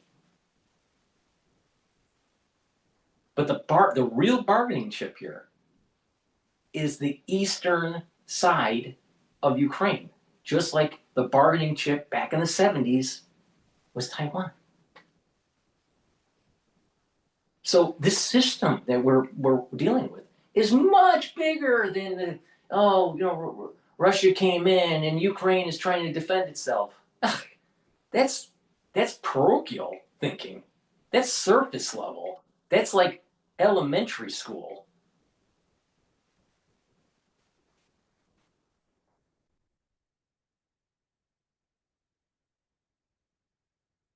China in the current context. I think if and when that relationship does come under greater tension, it will be because of inherent difficulties, inherent tensions within the relationship, not because of any desire to get closer to the Trump administration. There's a very curious red line which China has tiptoed up to, and some would argue has crossed, in terms of its relationship with Russia over the Ukraine war. If we turn the clock back slightly to a meeting ahead of the Beijing Olympics, Winter Olympics, between Putin and Xi, when they declared their no limits partnership, a few days later, Russia invaded Ukraine, and there was a lot of speculation about whether China was tipped off, whether China knew about it, but was preferred not to ask about it. But it seems inconceivable that they weren't given some sort of advanced knowledge of Russia's invasion of Ukraine. Now, the war in Ukraine, 3 years on, would not be sustainable without Chinese support for Russia. Russia is effectively underwriting the war in Ukraine economically, by buying vast amounts of raw materials from Russia, strategically by giving Russia diplomatic cover, also by supplying dual-use items, whether these are machine tools, drones, chips, other items which can be used in the production of weapons by Russia. There's also been suggestions of weapons themselves finding their way into Russia. A number of companies have been sanctioned in China, in Hong Kong, for supporting the Chinese companies, for supporting the Russian war effort. Now, clearly, China benefits enormously economically because of its access to cheap raw materials. It's a buyer's market. Russia can't really sell it to many places. So China can in many ways dictate the price. Strategically, it's also very valuable for China. And I think diplomats have hardly tried to make this secret, that as long as the Russian war attracts the attention of the West and of the United States in particular, as long as their focus is on Europe, on Ukraine, then the focus is not so much on Asia. So one fear in Beijing is that if and when the war in Ukraine ends, then the United States and its allies will be able to shift their focus more towards Asia, more towards the Pacific, and more towards the defense of Taiwan. So it suits. Now think about this. China. I'm not a big fan of Zelensky at all. And I'm upset with Putin. DrPaulCottrell is upset with Putin. Details at 11. Because he's not taking the off-ramp. There's hubris with Putin. So I think Putin should be assassinated. But the thing is that Zelensky, yeah, I understand he's losing territory with his country. He could lose a lot more if it wasn't for the backing of the United States and of the European Union. But the thing here is that because he's so focused on his own country, he's not realizing the big global strategic issue here. That if we are bogged down in a war in Ukraine or in some sort of European theater of war, and we can't adequately put our resources towards a Pacific front, it is highly probable that the United States will lose its hegemonic power. Now, I would rather have Ukraine go to Russia in lock, stock, and barrel before we lose hegemonic power in the Pacific. And this is where Zelensky doesn't understand that this is a much larger, grand strategy. And he needs to start playing ball and de-escalating this situation. The problem is that you have Putin that's playing this tough guy character and it's not willing to take the off ramp. Putin will be far better off aligning with the United States. And the United States will be far better off in being able to concentrate the war effort against China. But Zelensky is a major problem. Putin is a major problem too because he's not taking off ramp. But Zelensky is so focused on just Ukraine, he doesn't understand that the United States could lose its hegemonic power because of Ukraine. We can't be bogged down in that war. We can't. The Europeans can't fight China. It's only the United States. They can help, but who's really going to be the spearhead? It's going to be the United States militaries, especially the Navy and the Marines. So Zelensky doesn't understand. What's more important? What's more important? Prevent socialism and communism to take hold in the whole world? Or defend Ukraine? Which one's more? I know this sound, let's just assume that it's simplistic results and it's deontological. All right? Support Ukraine, prevent Russia from taking more land, but lose the war in the Pacific, or let Ukraine fall and win the war in the Pacific and maintain hegemonic power for the United States. Which one do you pick? Which one do you pick? Once again, where's the Kissinger? And now it's easier to understand that if you look at things simplistically, why people were demonizing Kissinger and not actually seeing that the grand strategy worked. Ukraine has to fall if Putin,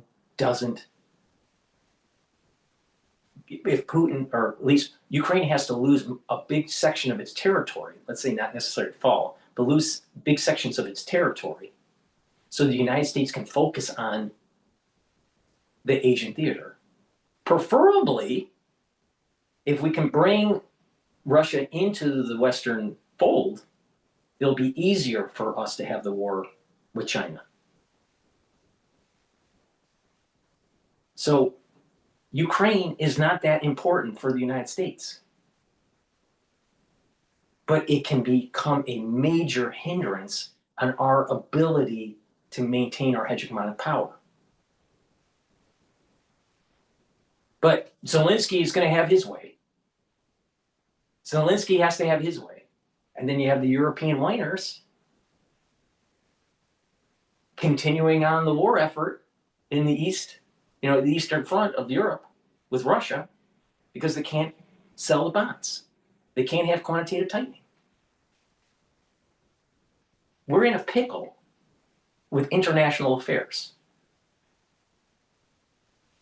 And the solution may be let Ukraine lose.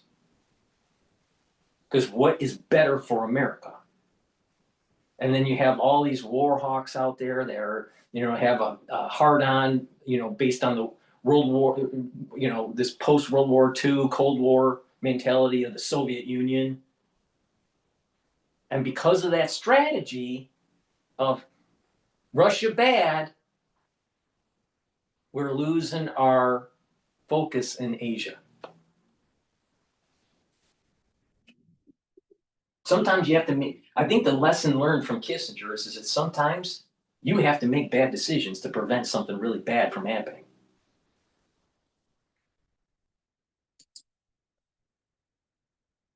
Beijing, it suits Xi to have all this attention on Ukraine, to have Ukraine bubbling away, because it gives him a potentially freer hand in the Pacific. I think that it would be a major blow to Xi if Putin were to be humiliated in Ukraine, and indeed if Putin was to lose power as a result of that, because the two are very close, because the two have similar mindsets in terms of their view of their country's role in the world, their imperialistic attitude towards restoring national greatness, their close partnership. Let's just look at this with with the brass tacks. All right.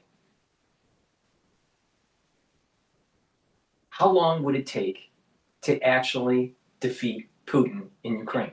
How much money would it take, and who would have to be involved?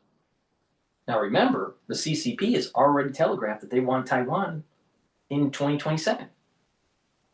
Well, last I looked, 2027 minus 2025 is 2 years.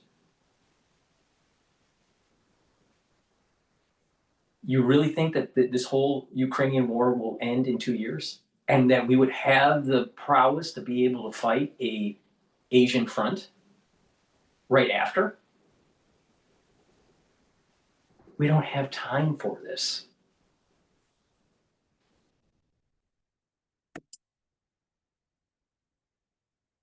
Any humiliation, defeat, demise of Putin would inevitably, I think, be damaging for Xi. There are many books that have been written about the role of leadership, of the role of relationship between leaders in shaping diplomacy.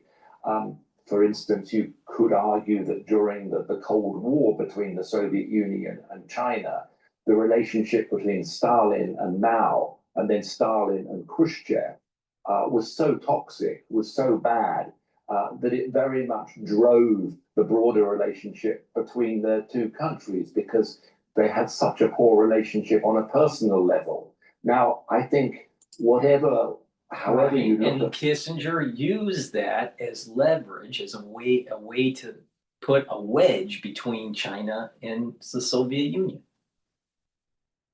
So a reverse Kissinger strategy may actually work if we bring Russia into the Western fold. But that would mean that the Europeans would have to say, okay, we're going to stop this old mentality of a Cold War with Russia, and we're going to help the United States with the grand strategy to prevent Taiwan from being captured by the Chinese.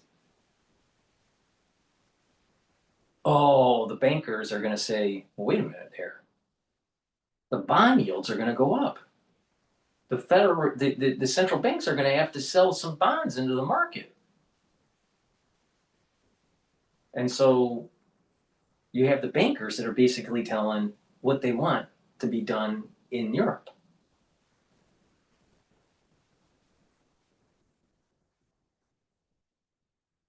UK will go bankrupt if quantitative tightening takes place. They will go bankrupt. So if they go bankrupt, how's this going to affect the whole global market? Is it that we're going to see 1929 all over again? Does that mean that we're going to revisit some of the turmoil, economic turmoil around the world because of some sort of contagion, because the UK defaults? Or is it better to just continue the war in the Eastern Front so the central banks don't do quantitative tightening? there's no incentive for England to play ball with the United States in terms of China.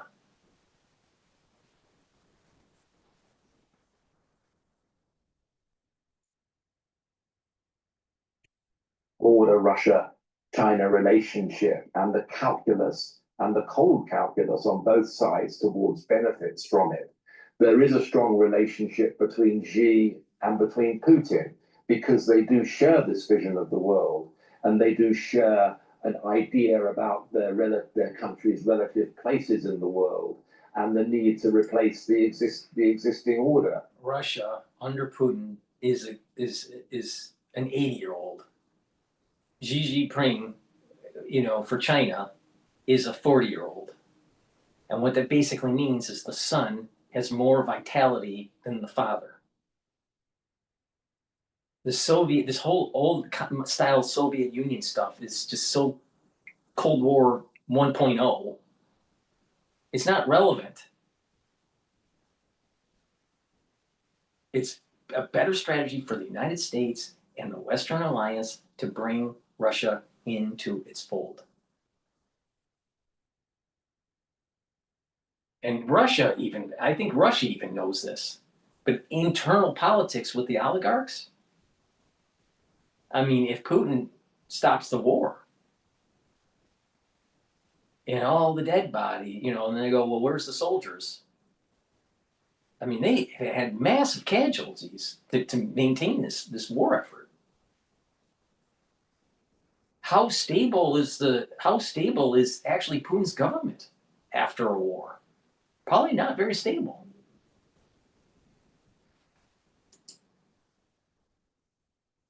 So if you take away one of those key players, whether it's Putin because he is defeated or humiliated in Ukraine, or Xi, who knows what's going on at the higher echelons of the Chinese Communist Party with the disappearance of senior figures on the diplomatic front, on the military front. But if one of these key figures goes, I think that it could quite dramatically change the dynamic between the two countries. We're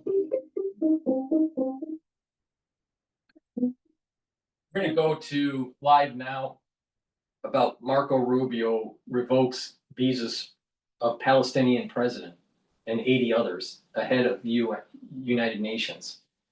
Please go to my store, the-studio-reykjavik.com. Get the magnesium and zinc. This is going to help to boost up your immune system and help with your brain function. Magnesium is super important for brain function. Vitamin C and magnesium, good for brain function, boost up that immune system, and helps with your skin. Take them together. That's a powerful stat. Now, I also want to go over really quickly before we go to live now here. Olive leaf extract, dual purpose. It's going to help with your immune system and help with your cardiovascular system. It brings down inflammation and helps with your lipid profile. Clarity factor, gets rid of brain fog, so you're not a stupid liberal. Gets rid of brain fog and helps with memory, supports memory. Now, drink this with filtered water, and this brain fog is going to go away, and you're going to be able to concentrate on tasks, either at work or at school or just at home. And when you're taking this regularly, what's going to happen is you're going to have positive neuroplasticity. So you're going to have more dendritic connections for your neurons, and you're going to think faster. Your memory is going to be improved. And when you have actually better neural connections, and you proper diet, proper exercise, drink filtered water, stay away from processed foods, you're going to sleep better. When you're sleeping better, you're also consolidating memory and detoxifying your central nervous system and improving those neural connections. So it's really important. So as a stack, it's like a pretty powerful neural stack would be the clarity factor, the vitamin C with magnesium, and the magnesium and zinc, and you get an added benefit that you're boosting up your immune system. So please go to my store, the-studio-reykjavik.com. Use discount 5, get $5 off any order. If you spend $100 or more, you get a free gift until supplies last. All right, let's go to live now here about Marco Rubio revoking visas. Welcome to Conga Composer, the dynamic document generation software. And welcome back. It's Sue Live now from Fox. I'm Andrew Kraft. So in the meantime, like I said before the break, have some of these headlines emanating out of the Middle East. Also, our eyes are focused on the UN General Assembly taking place next month there in New York City. It always takes place each and every September, and there's a lot of politics that goes into pulling it off here. But like I said, well, let's hear from Fox News correspondent Alex Hogan. I have to interject.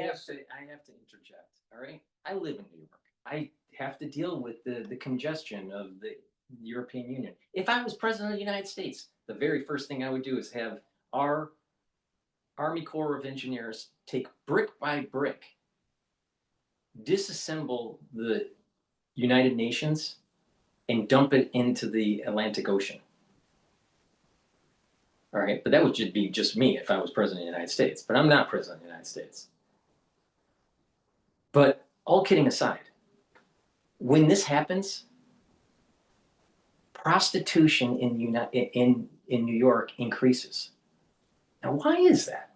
You have all these people coming from around the world, delegates, and all of a sudden, they have to get escorts. Massage girls, prostitution becomes rampant during this period of time. But we don't want to talk about that, do we? We don't want to talk about the moral decay of the United Nations. Between Israel and Hamas there in Gaza. Israel is declaring Gaza City a dangerous combat zone as its military begins its planned offensive on the famine-gripped area. We are not waiting. We have begun the preliminary operations and initial stages of the assault on Gaza City. The return to around-the-clock fighting is expected to displace thousands of Palestinians. The Israeli government argues that a widened is the best way to bring the hostage. Another aspect of the whole Middle Eastern issue is also a Kissinger thing. When the war in the Sinai Peninsula took place, that was under Nixon. And Kissinger was involved to try to de-escalate it. And there was this arming of the Muslims by the Soviet Union. So one of the Cold War areas of conflict was the Middle East, was this conflict between the Palestinians and the Israelis, between other Arab nations like Saudi Arabia and Israel and Iran and Israel. But then they also had internal conflicts between Iran and Saudi Arabia. And then you had Iraq also tied to this, right, at that time. But that's another Cold War conflict area. So you have now, teleport to 2025 now, you have this European Cold War II hot point in Ukraine. You have a Cold War 2.0 in the Middle East, and you have something boiling up in Asia with Taiwan.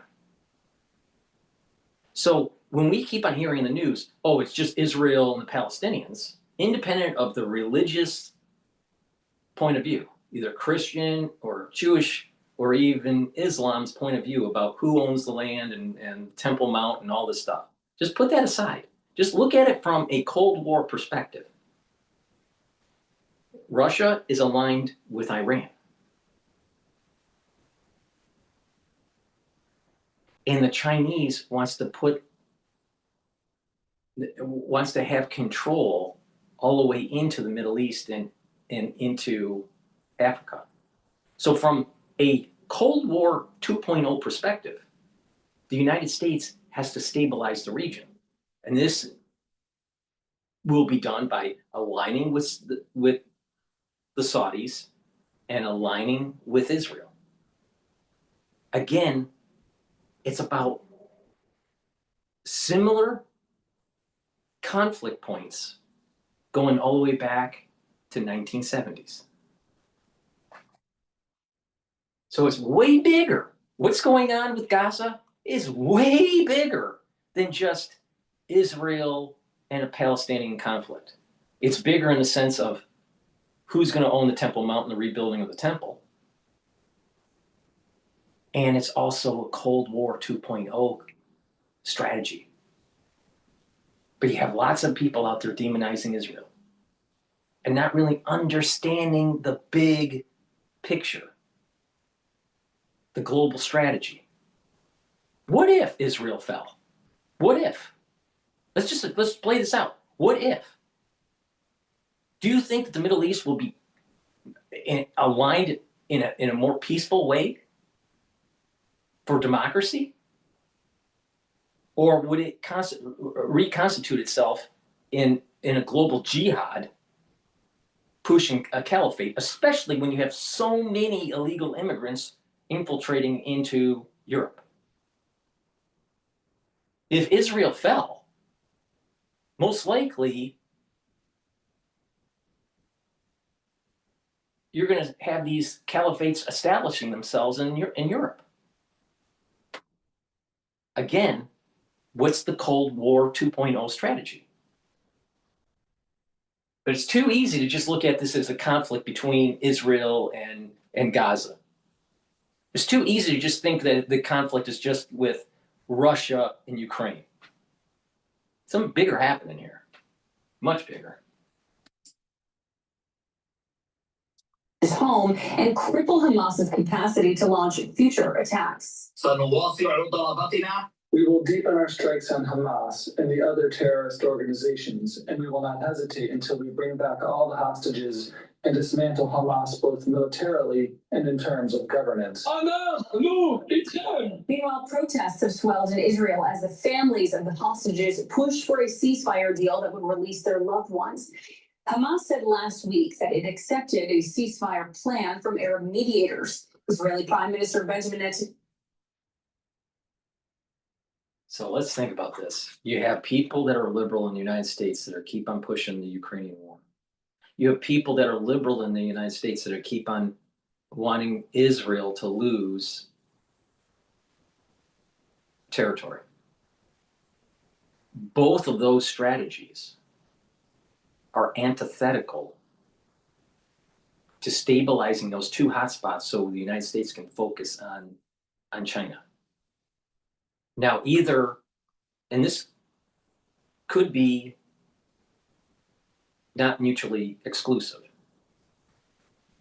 It may be mutually inclusive, but either you just have really stupid ultra liberals not understanding the bigger strategy, or you have all the ultra liberals, democratic socialists that have been infiltrated by the Chinese.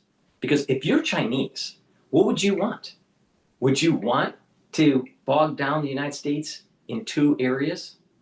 Would you want to galvanize the ultra-liberal that is known to cause social disruption in the United States to continue these conflicts? Now, someone would say the ultra-liberal wants peace. You ask the ultra-liberal, what's going on in Ukraine? What do you want? They're not saying peace. They're saying the opposite. Fight Putin more. Are they saying peace in the Middle East? No, they're saying that they want Israel to fall.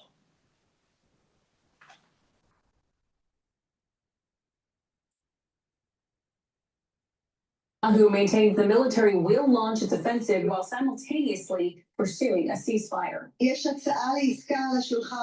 proposal on the table that Hamas has agreed to. Everyone is sharing our call and everyone wants the hostages back home. Israel also said Friday its military recovered the bodies of 2 hostages, including an Israeli man who was kidnapped from his home during the October 7th attack. Of the 50 remaining hostages in Gaza, Israel believes that 20 could still be alive. In London, Alex Hogan, Fox News. Alex, thanks so much. If you're earning 7 figures and still using a basic box-checking CPA, you're leaving over $100,000 a year on the table. Alex, thanks so much. Let's bring in the conversation Hal Kemper, national security analyst and expert in retired Marine intelligence officer. He joins me. Hal, you and I have talked about this war for almost 2 years straight here. A renewed offensive there in Gaza City by the Israelis. What's the end goal? What's the aim? Andrew, what they're trying to do is, well, first off, they're putting tremendous pressure on Hamas. They're trying to get more concessions from them in whatever ceasefire agreement is made. And of course, at the end state, they don't want Hamas to remain as a terrorist organization, a military organization, a paramilitary organization, and they don't want Hamas to remain as a governing organization in Gaza. All of those things go back to the very core of what Hamas perceives itself as being. So Hamas is basically in these existential negotiations where at the end of it, they no longer exist as they do today. So that's a very difficult, tough thing. And hence you see what you see now, which is they're actually doing, some would call them preparatory fires at the outskirts.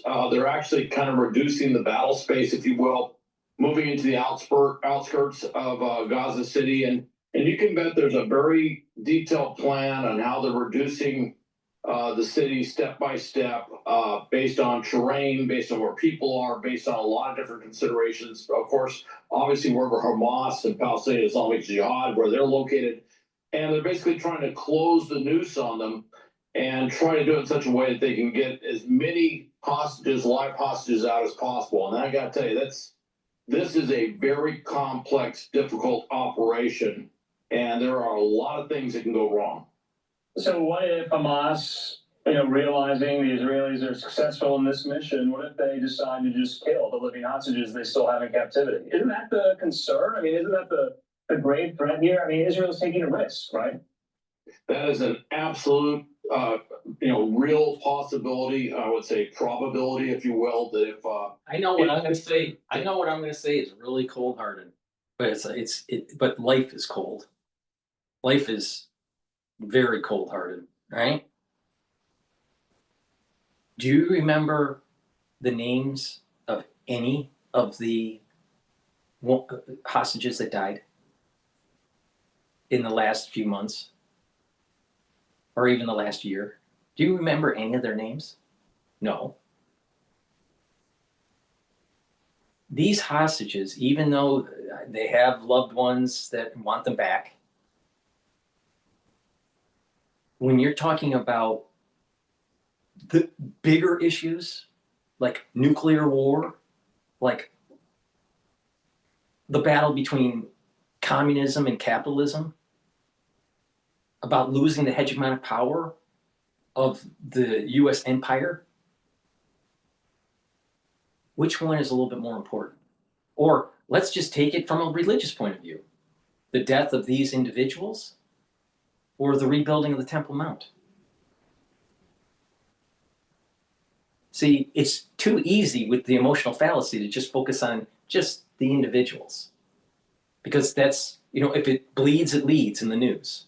Oh my God, we got to be so. But the thing is there's something way bigger here. Way bigger.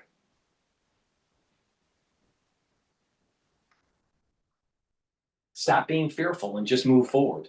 Because the world will be a better place if we aren't have fear. But that's the reality. When you have patients in, let's say, an ER, all right, and you're doing a triage, and you only have the resources, let's say four people that are mass casualty, all right, in a mass casualty situation, and you know that you can only save 2 out of the 4. They're all of equal unstable situation. But because of the resources you have, you have to pick, and you can't save all 4. You can only save 2. What do you do? What do you do? Just roll the dice? You pick the younger ones? You pick the older ones? You just randomly do it? What do you do? How do you handle a situation like that? Where you pick and choose who dies and who lives? That's the cold-hearted truth of reality.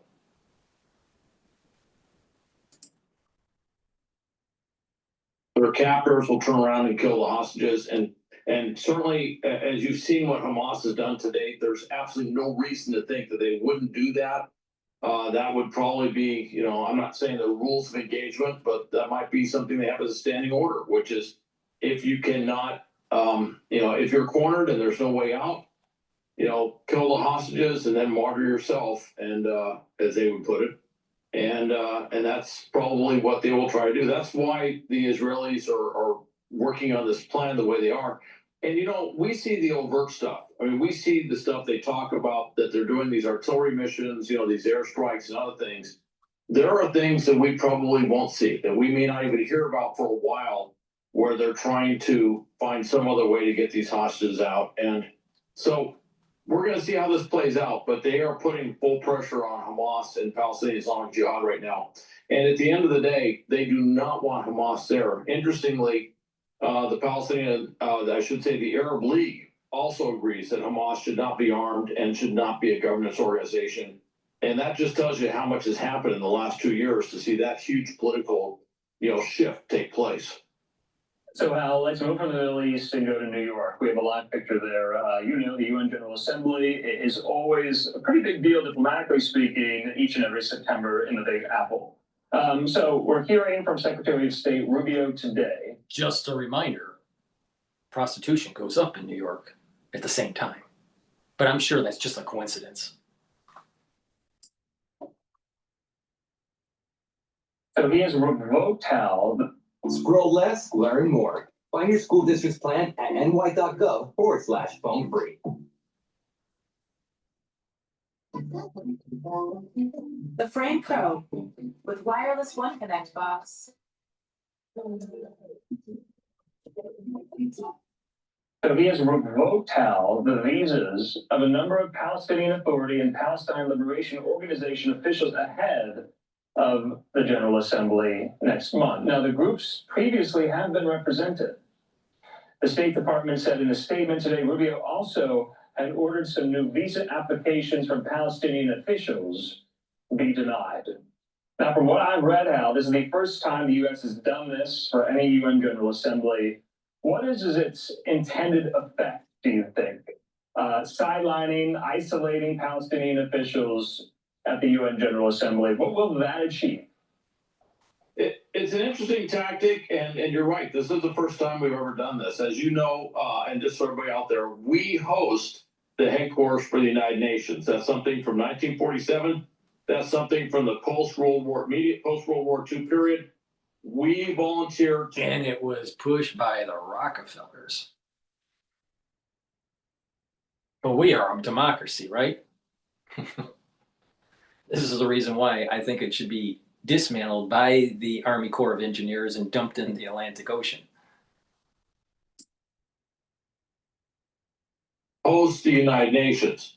As part of that, anybody from any country who works at the United Nations, you know, leaders from anywhere around the world that have a reason to go to the United Nations, such as they all do during the General Assembly, that we automatically extend visas to them, even from countries we really dislike very much for a lot of reasons.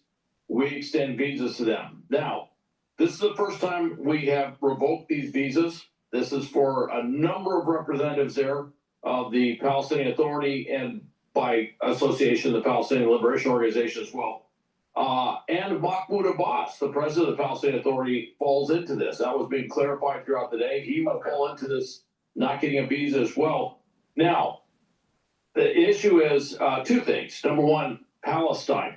Are they a real country? Well, that's a big discussion right there. As you know, a number of countries, France, Britain, among some others, are going to actually, at the General Assembly, basically say, we recognize a Palestinian state. Of course, there is no actual state. Now, remember early on in this video, I would keep on telling you that Germany, France, and England have a big problem with quantitative tightening.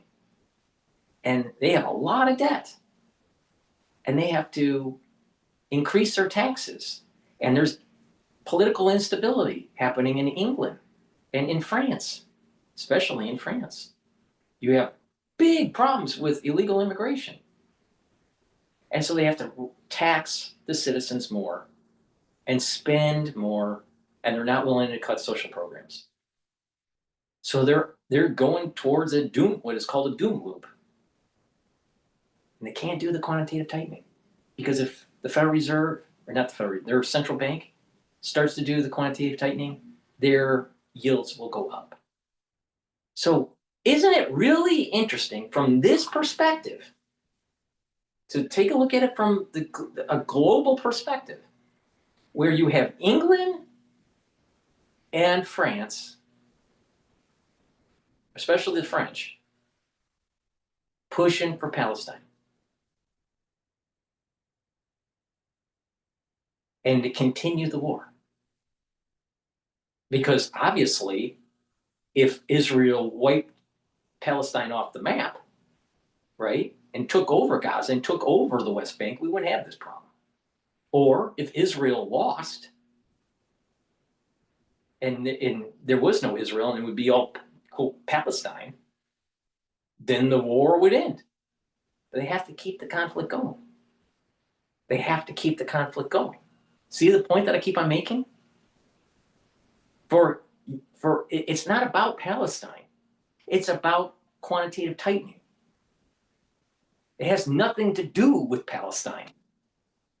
It's all about debt. And so the big decisions are being made because you had countries that kept on printing money and printing money and printing money and printing money. And now their bond markets are having a hissy fit. You have the bond vigilantes coming out and saying, hey, you have too much debt. We're going to raise the interest rates.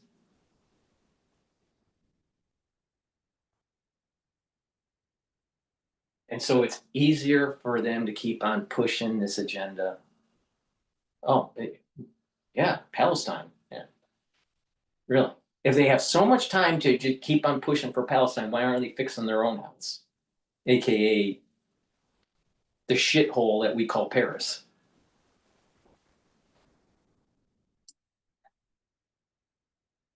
Nice, the Palestinian state.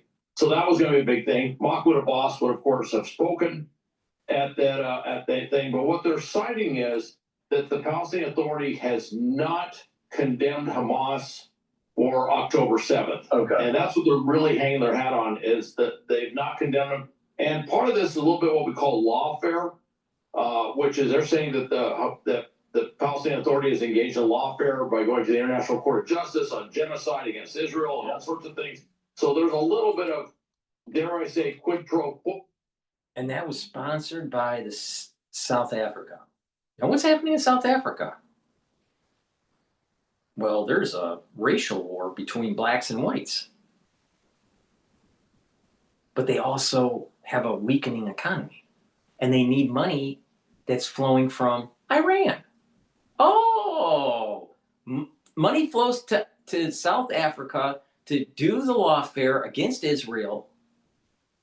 And Iran benefits from it because they're aligned with the Palestinians, the Palestinian cause, because they want Israel to fall. Because this is all about religion in the context of just the Middle Eastern players.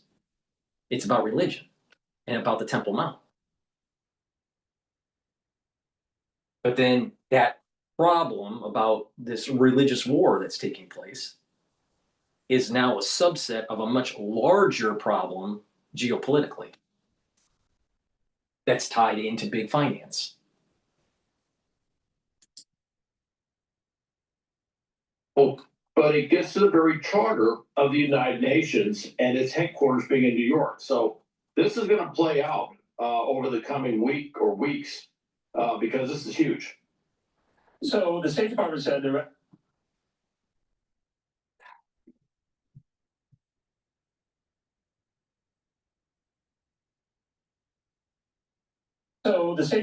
representatives assigned to the Palestinian Authority mission to the UN would be granted waivers under the U.S. host country agreement with the UN so they can continue their New York-based operations.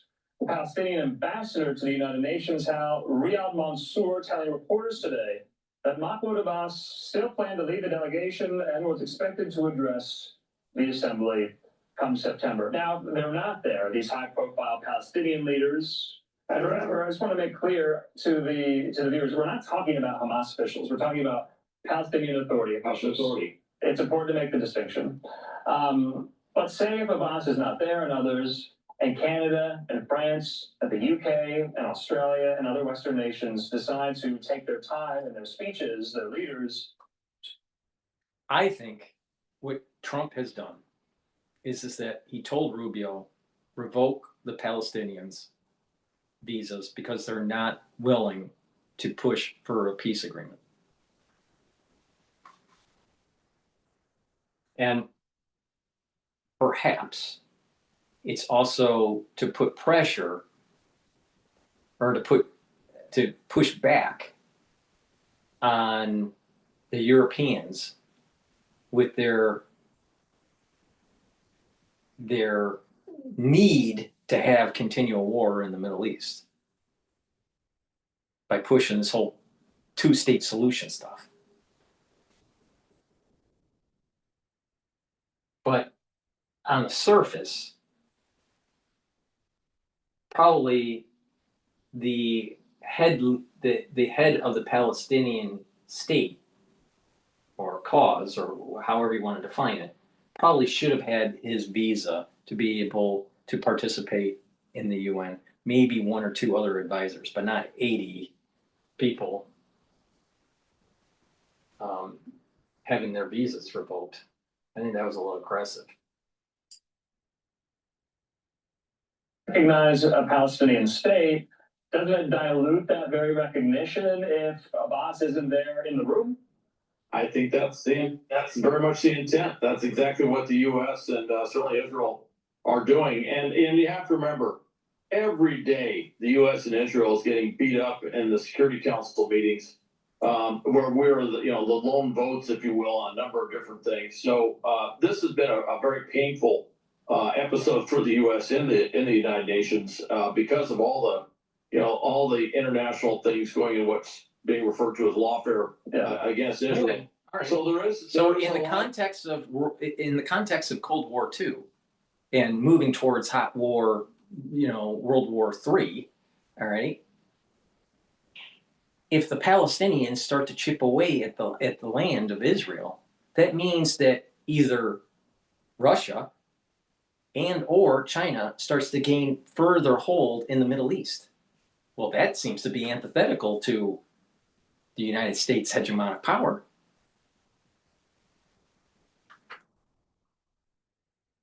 So again, it goes back to what Kissinger had to deal with back in the 70s. There were no good options. There were only bad options. You just had to pick the least bad option. So what do? Do you let the Palestinians have land? Or do you fight and prevent a two-state solution? Because you can't have Russia and China taking control of the Middle East. What do you do? What do you do? You're the decision maker now. What do you do? Say, oh, let's just have peace. Well, no. If you have peace and you give it to the Palestinians, you have Russia and or China digging a hold in the Middle East. You know this whole Belt and Road thing, right? It's going right through Israel and right into Africa. So what do you do? Oh, we got to have Palestine. We got to have Palestine. We got to demonize the Jews. See, that's the problem. Those were the decision points that Kissinger had to make in 1970s. What do you do?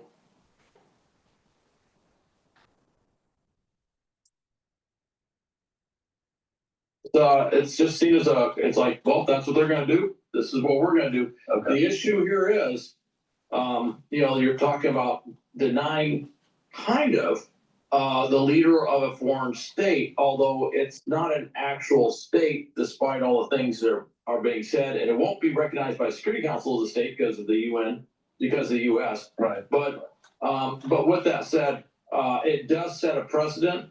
And I'm sure there's going to be a lot of discussion, and it will be it will be a little bit strained, as you alluded to. And you'll have a lot of YouTubers out there and on X that will demonize the lobbying group, the Israeli lobbying group. And they're not lily white. Like I said, Kissinger did bad stuff. But there was a grand strategy that was actually beneficial to the United States. Right? So you'll have these YouTubers out there, it's the lobbying group that's trying to prevent the two-state solution and blah, blah, blah. And they're not looking at the larger, bigger picture here. It's not about Israel. It's not about the Palestinians. It's about the hegemonic power of the United States. And making sure that certain regions are not heavily influenced by our, quote, enemies. Too easy to just say, it's the lobbying group. Oh, it's the Rothschilds. Oh, it's this and it's all that. Not looking at the grander strategy because they're not intelligent.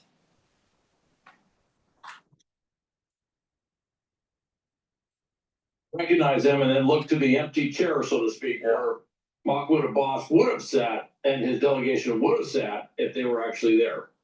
And the State Department also suspending a program that had allowed injured Palestinian children from Gaza to come to the United States for medical treatments. So no visas for that either. So we'll just have to watch this space as this war goes on. Kepler, as always, I always say thank you so much. The children don't have to be shipped to the United States.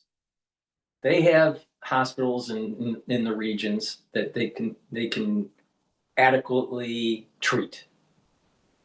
In Saudi Arabia, in UAE, in Jordan, in Egypt, in Turkey, and come on.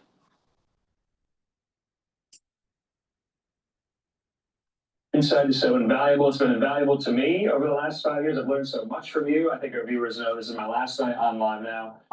Cheers to you now. I just want to make this very clear. This is going to be my last interview on Live Now with you. That's it. I've put my foot down. If you call Monday and say do a live interview with me, I'm not answering the phone. That's all there is to it. So, hey, you have done an amazing job, and I have to tell you, you are a talent by what we mean in the news business, and it's been an absolute pleasure. And I'm wishing I know you're gonna have a great. Please go to my store, the-studio-reykjavik.com. Pay attention to the protocol that I do every day to help my health and wellness, slow down the aging process.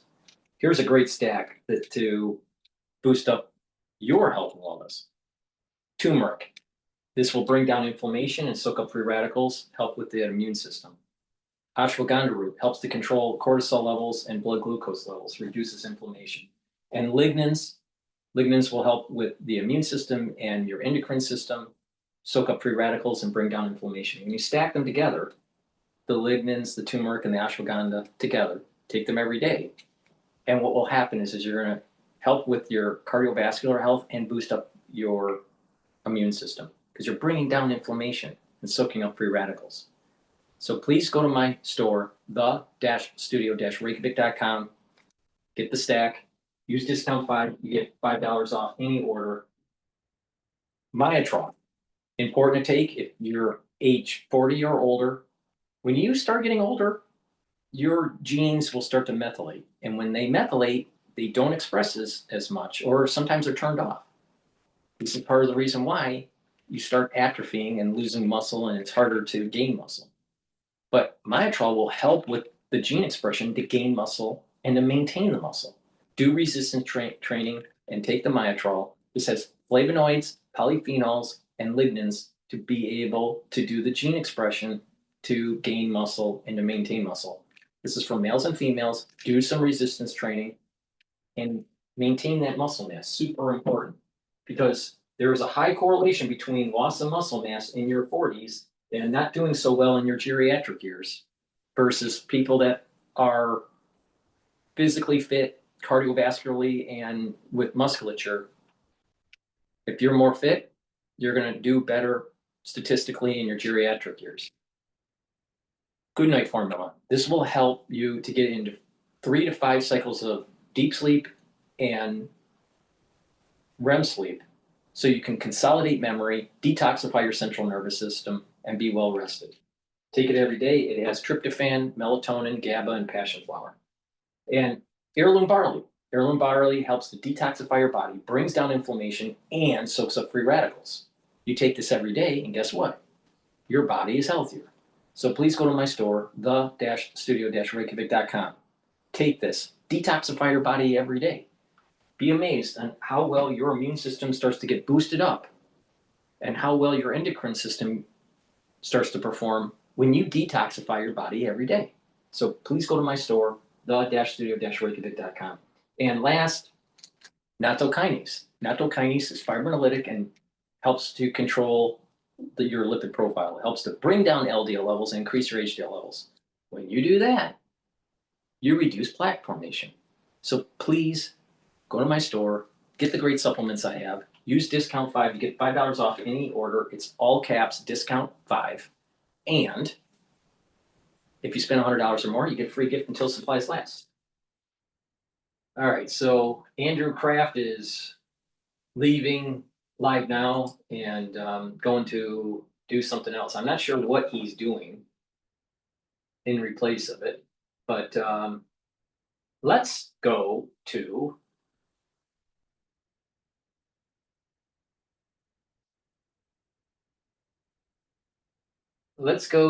Fox Business. It looks like they're talking about Mamdani. New York is set to prohibit natural gas and propane inside new building and home construction in the state. This begins January 1st and runs through 2028. New York Congressman Now, think about Langworthy is calling on Think Governor. about that. If you're building a home in New York, you can't have natural gas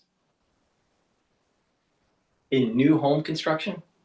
So they're forcing you to have solar panels. I mean, portable nuclear reactors are not on the market yet for home, private home use. So you can't have natural gas. Isn't that crazy? So you're going to have to. So what? You have to put solar panels on, or you have to be on an electric grid, and so you have to have an electric washer and dryer. You have to have an electric stove, an oven. You have to have an electric water heater. You have to have an electric furnace. I mean, New York gets cold in the winter. Meanwhile, we have tons of natural gas. I mean, natural gas is trading at 2.7, 2.8 million British thermal units. I mean, think about this. I mean, this is crazy. So do you want to lower prices or do you want to increase inflation? And by doing this, it's going to increase inflation. Oh, they're trying to save the planet. Well, let me get this straight. New home builds are not going to have natural gas in New York City, according to this. You have a volcano that erupts somewhere in the world, and all of your emission savings that you're trying to do has been belched by a volcano. Was it worth it financially? Was it worth it for the climate? You can't change. This would do very, very, very little in terms of trying to prevent issues with climate. But yet you're going to be paying more. Crazy. This another liberal dumbass. Another liberal dumbass.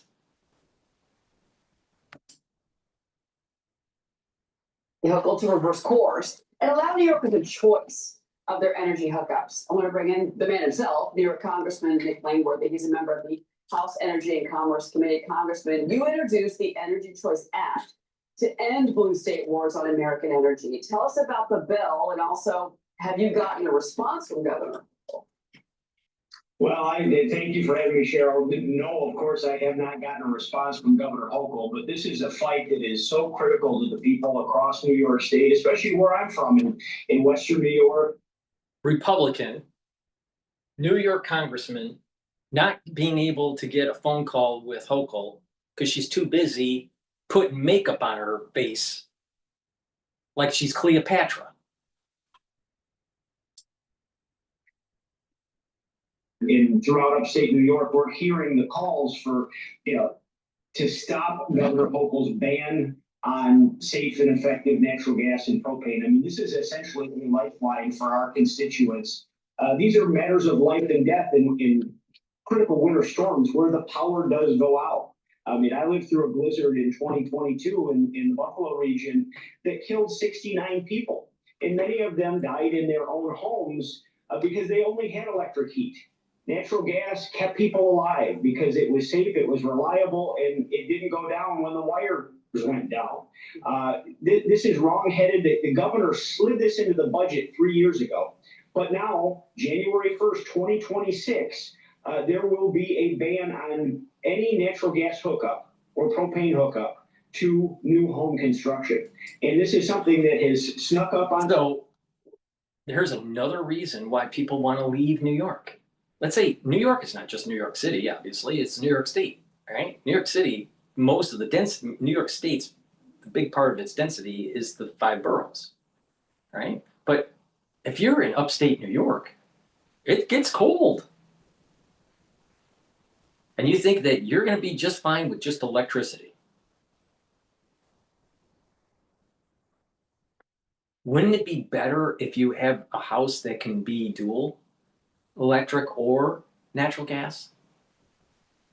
That way you can keep costs down and you have a backup with the whole grid system? No, we want to just have electricity.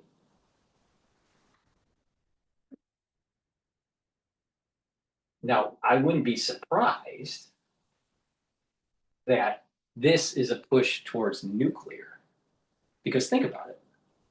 If you have a natural gas, you don't need more nuclear power. But if you switch to the electric grid, then you need more nuclear power. But you can also have central power stations that are running on natural gas.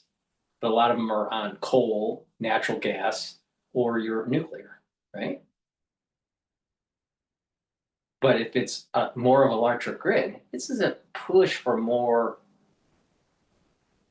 nuclear power. So I would be surprised. I would be interested to know the lobbying group and who was pushing this. Because there is a case to be made that if the electricity that's being generated is from natural gas or not. Because if it is, then it's a wash in terms of climate. But if it's not, are you generating that electricity through coal burning? Are you generating that electricity through nuclear? So maybe this is a play for nuclear lobbying group.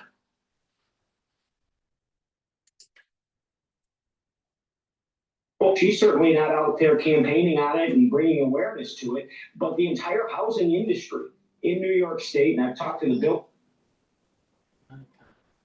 I can't stand when the audio breaks.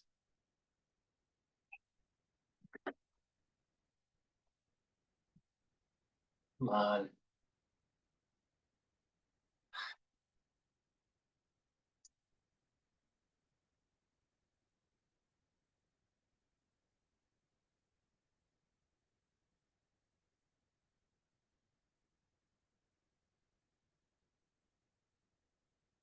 Technical difficulties there. Well, this is booting up a little bit. You want to build an app and have no idea how to code or where to start? Check out Base44. I built this daily habit tracker that helps users log small wins, track their mood, reflect on patterns.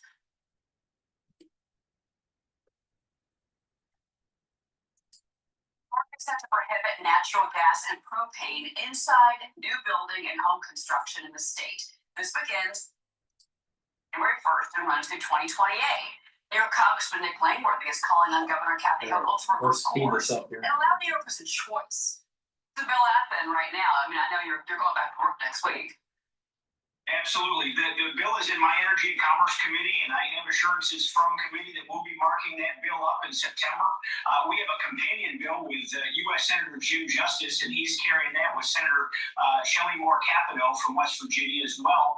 And, we're in a race to get this on President Trump's desk by the end of the year so we can beat the clock and stop Hochul's natural gas ban. I've got Todd Pyro, my Fox News colleague, on set. He's got a question. Congressman, great to chat with you. I'd like to ask a journalistic question, but I don't have one for you. I have the complaints of an angry Northeasterner who saw his bill yesterday. It came in the mail. I'm in Connecticut, and I'm like, come on, guys. I can't yell at my kids and my wife any longer to turn off lights. I mean, we've turned off everything. So going forward, will my electric bill, maybe not next year, but in the intervening 5 years, indexed for inflation, go down? Or is this just a race to the bottom? It's going to go. No, it's going to go up. It's going to the energy costs are going to go up. Going to go up. From what we've seen, Governor Hochul's Public Service Commission has just greenlit several rate increases. There are more on the way because they are forcing expenditure by the public utilities in beefing up the grid to get ready for this full electrification mandate that they passed into law several years ago. I mean, we're talking about, in excess of $64 million that they have insisted will be coming from future ratepayer increases.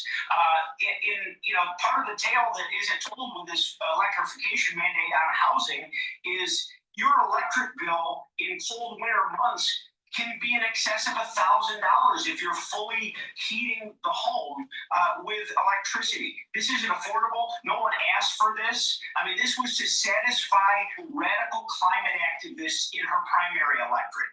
And that's why they did it in the dead of night, tucked it into the budget, and never had a hearing or a discussion about it. Unbelievable. And she's my governor, to be clear here as well, sir. I have any. That woman is crazy. The governor of New York literally is a nutcase.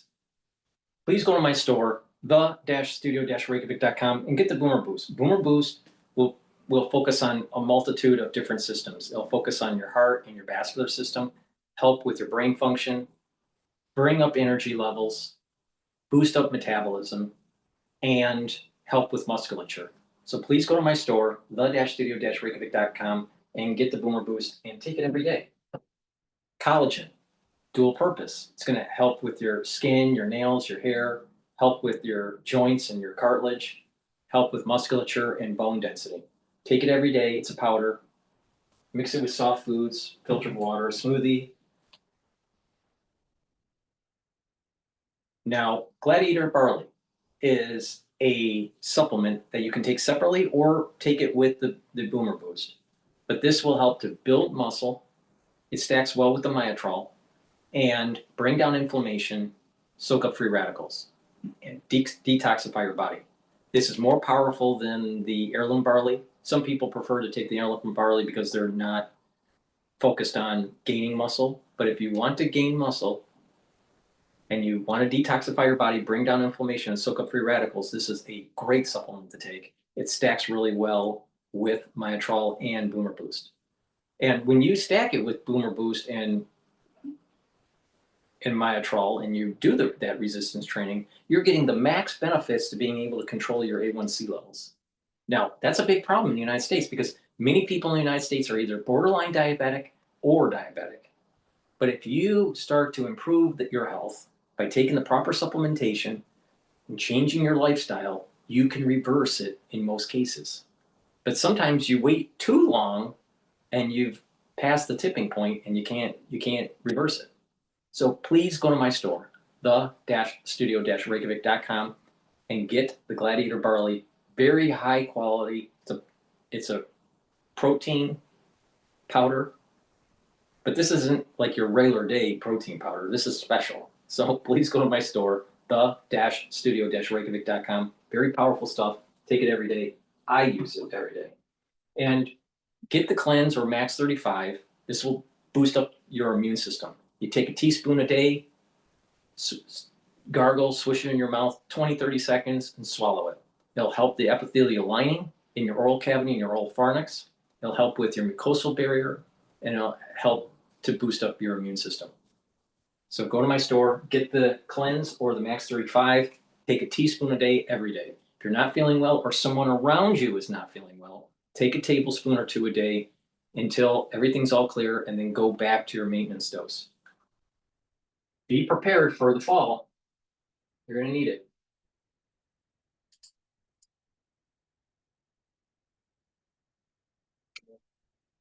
I don't know why. Let Elise Stefanik know. I want to talk to her soon. I do want to move on to some other things with you. President Trump signing an executive order this week. It would eliminate cashless bail for suspects that are arrested today in Washington, and a separate order to end the policy. That would be nationwide. You want Governor Hochul to do the same for New York.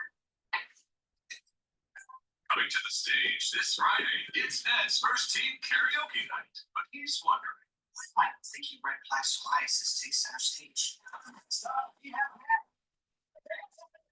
Explain.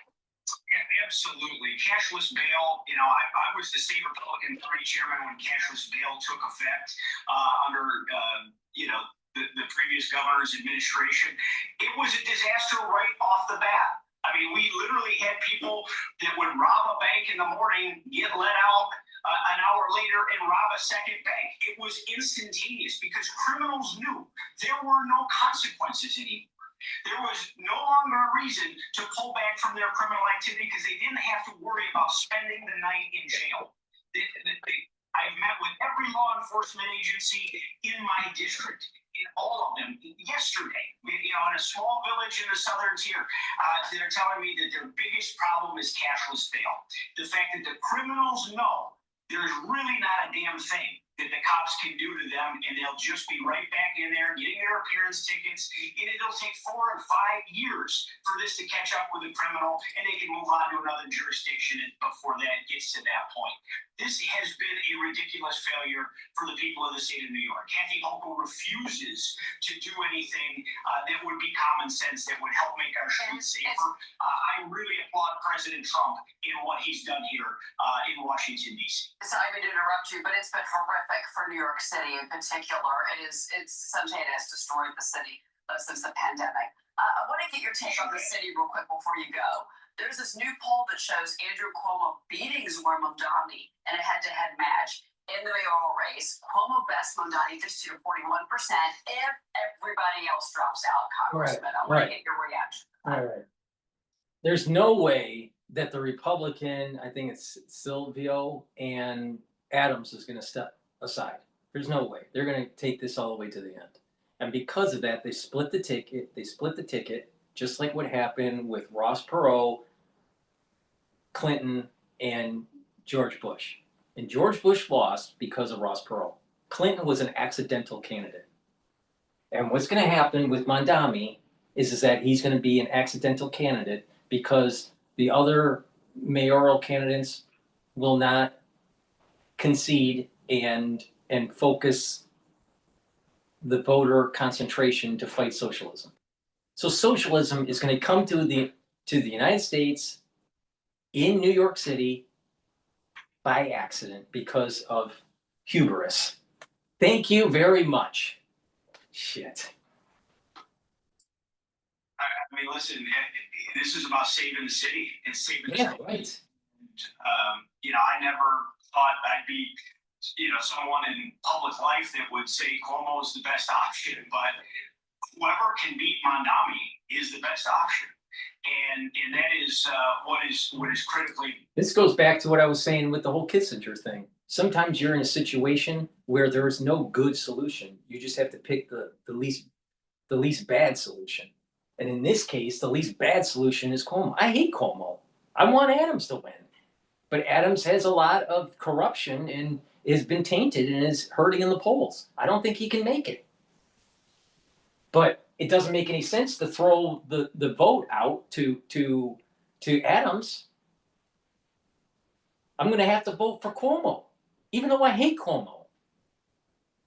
So it goes back to what was going on with Kissinger. Kissinger had to make bad decisions, but they were the least bad. But the ones that want to demonize Kissinger only focus, well, that's what he did. Yeah, but they don't focus on what were the other bad solutions. And remember what the grand strategy was: prevent a nuclear war. Well, now we got to prevent socialism in New York. So we got to vote in Cuomo. And then he's going to reboot his political career and run for office for 2028 for the presidential election.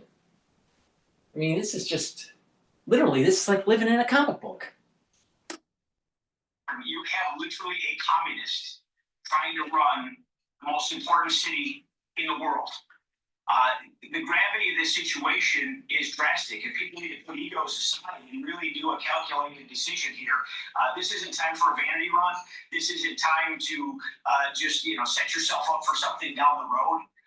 The balance of the greatest city in the world is hanging in the balance, and I think people really have to do a gut check as to where is their heart? Do they care about their community and their city, or do they care about their own political hide?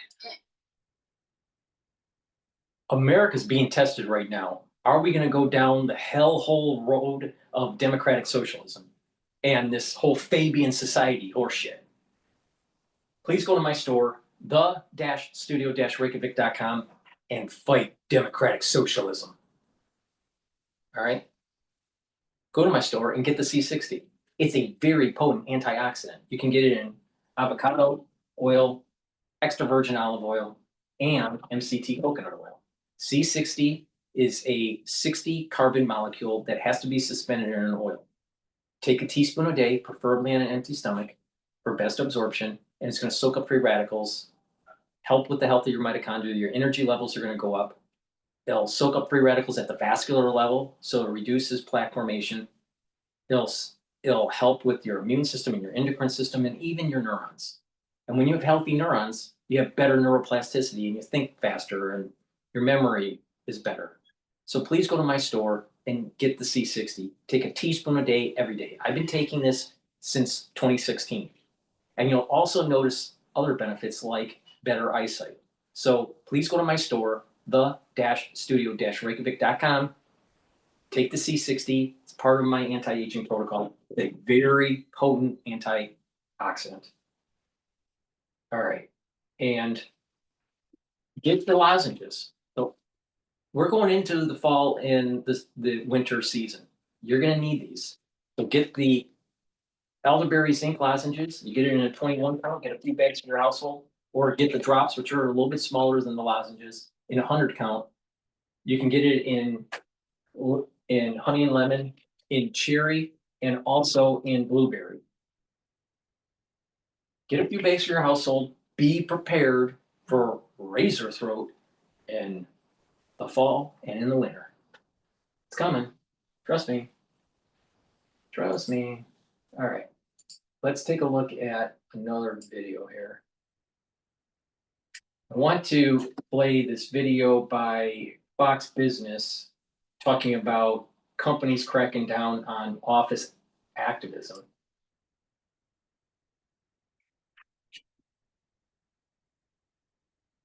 Under the workforce, of the workplace, I should say, the employer has taken back a lot of power over the employee. Or, as the Wall Street Journal puts it, the boss has had it with all the office activists.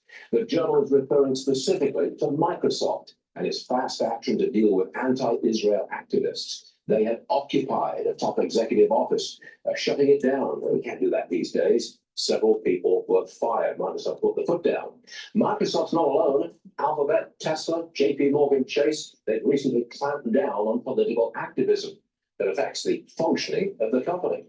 Not that long ago, employers were bending over backwards to accommodate their employees. But times change. For a start, the job market has tightened, especially for lower-level tech workers. AI is taking those jobs, and the tech companies that are spending big money on AI, they've been forced to cut costs. Your job is not secure, so don't rock the boat.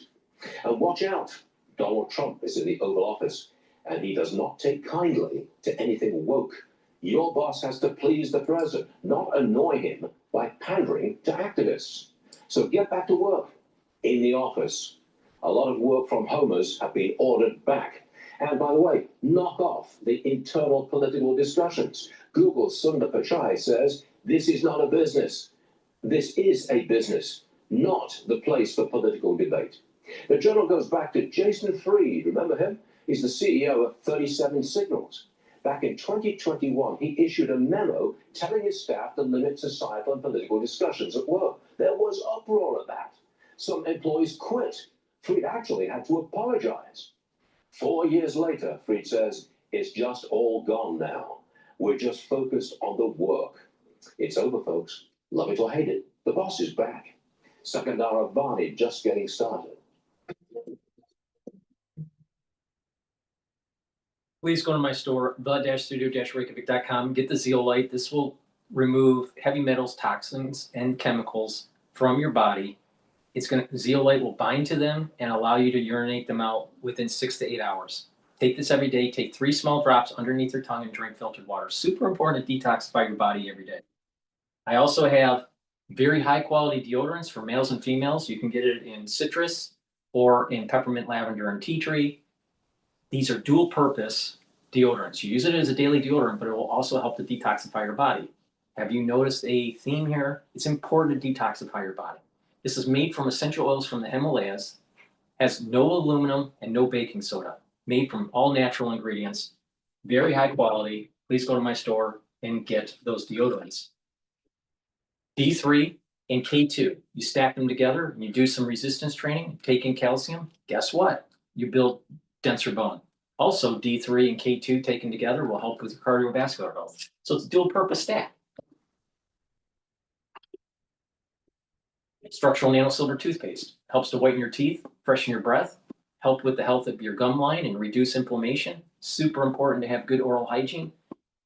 There are many people that are having poor oral hygiene and they're increasing the risks of vascular problems and valvular problems. You don't want that, especially when you get in your geriatric years. So you need to have a good oral hygiene. There's no toothpaste better than this. Get a few tubes of this toothpaste from my store, the-studio-reykjavik.com. The link is in the description of this video and all my videos. And lastly, the gel. You can get it in a tube form or in a quick dispenser. Have some at work, have some at home. You never know when you need it. It's dual purpose. You can use it as a daily skincare. If you have a cut, an abrasion, or a minor burn, put it on there and it'll help to heal it. It'll heal it quicker. How? How does it work? It keeps it clean. When you keep the wounds clean and moist, guess what? It heals quicker. Now, this can also be used as an aftershave. And if you're not feeling well or someone around you is not feeling well, during that fall season or winter season, guess what? Put it on your hands, around your mouth, around your eyes, around your ears, around your nose, lightly coat your nostrils. It stays active for 5.5 hours. Way better than Perel. Perel evaporates within 60 seconds and it cracks your skin. This gel heals your skin and stays active for 5.5 hours. So which one is better for you? Please go to my store, the-studio-reykjavik.com. Use discount 5, you get $5 off any order. You spend $100 or more, you get a free gift until supplies last. Thank you for listening. That's the end of the show, but pay attention to the bigger picture. I think the big theme of this show today was that we may have predispositions of people like Kissinger, but if we actually step aside and look at the bigger picture and check our biases at the door, we have a tendency to be able to understand why certain people made a decision at certain moments in time. And when you are open-minded, you start to realize that bad decisions may have been made, but the option set for the other options may have been worse. And that there is a larger geopolitical strategy that's taking place that is much bigger than the subsets of these conflicts like Ukraine or what's going on in the Middle East. There's a bigger strategy. Now, because Kissinger is gone, I'm afraid that there's no Kissinger around to prevent a nuclear war.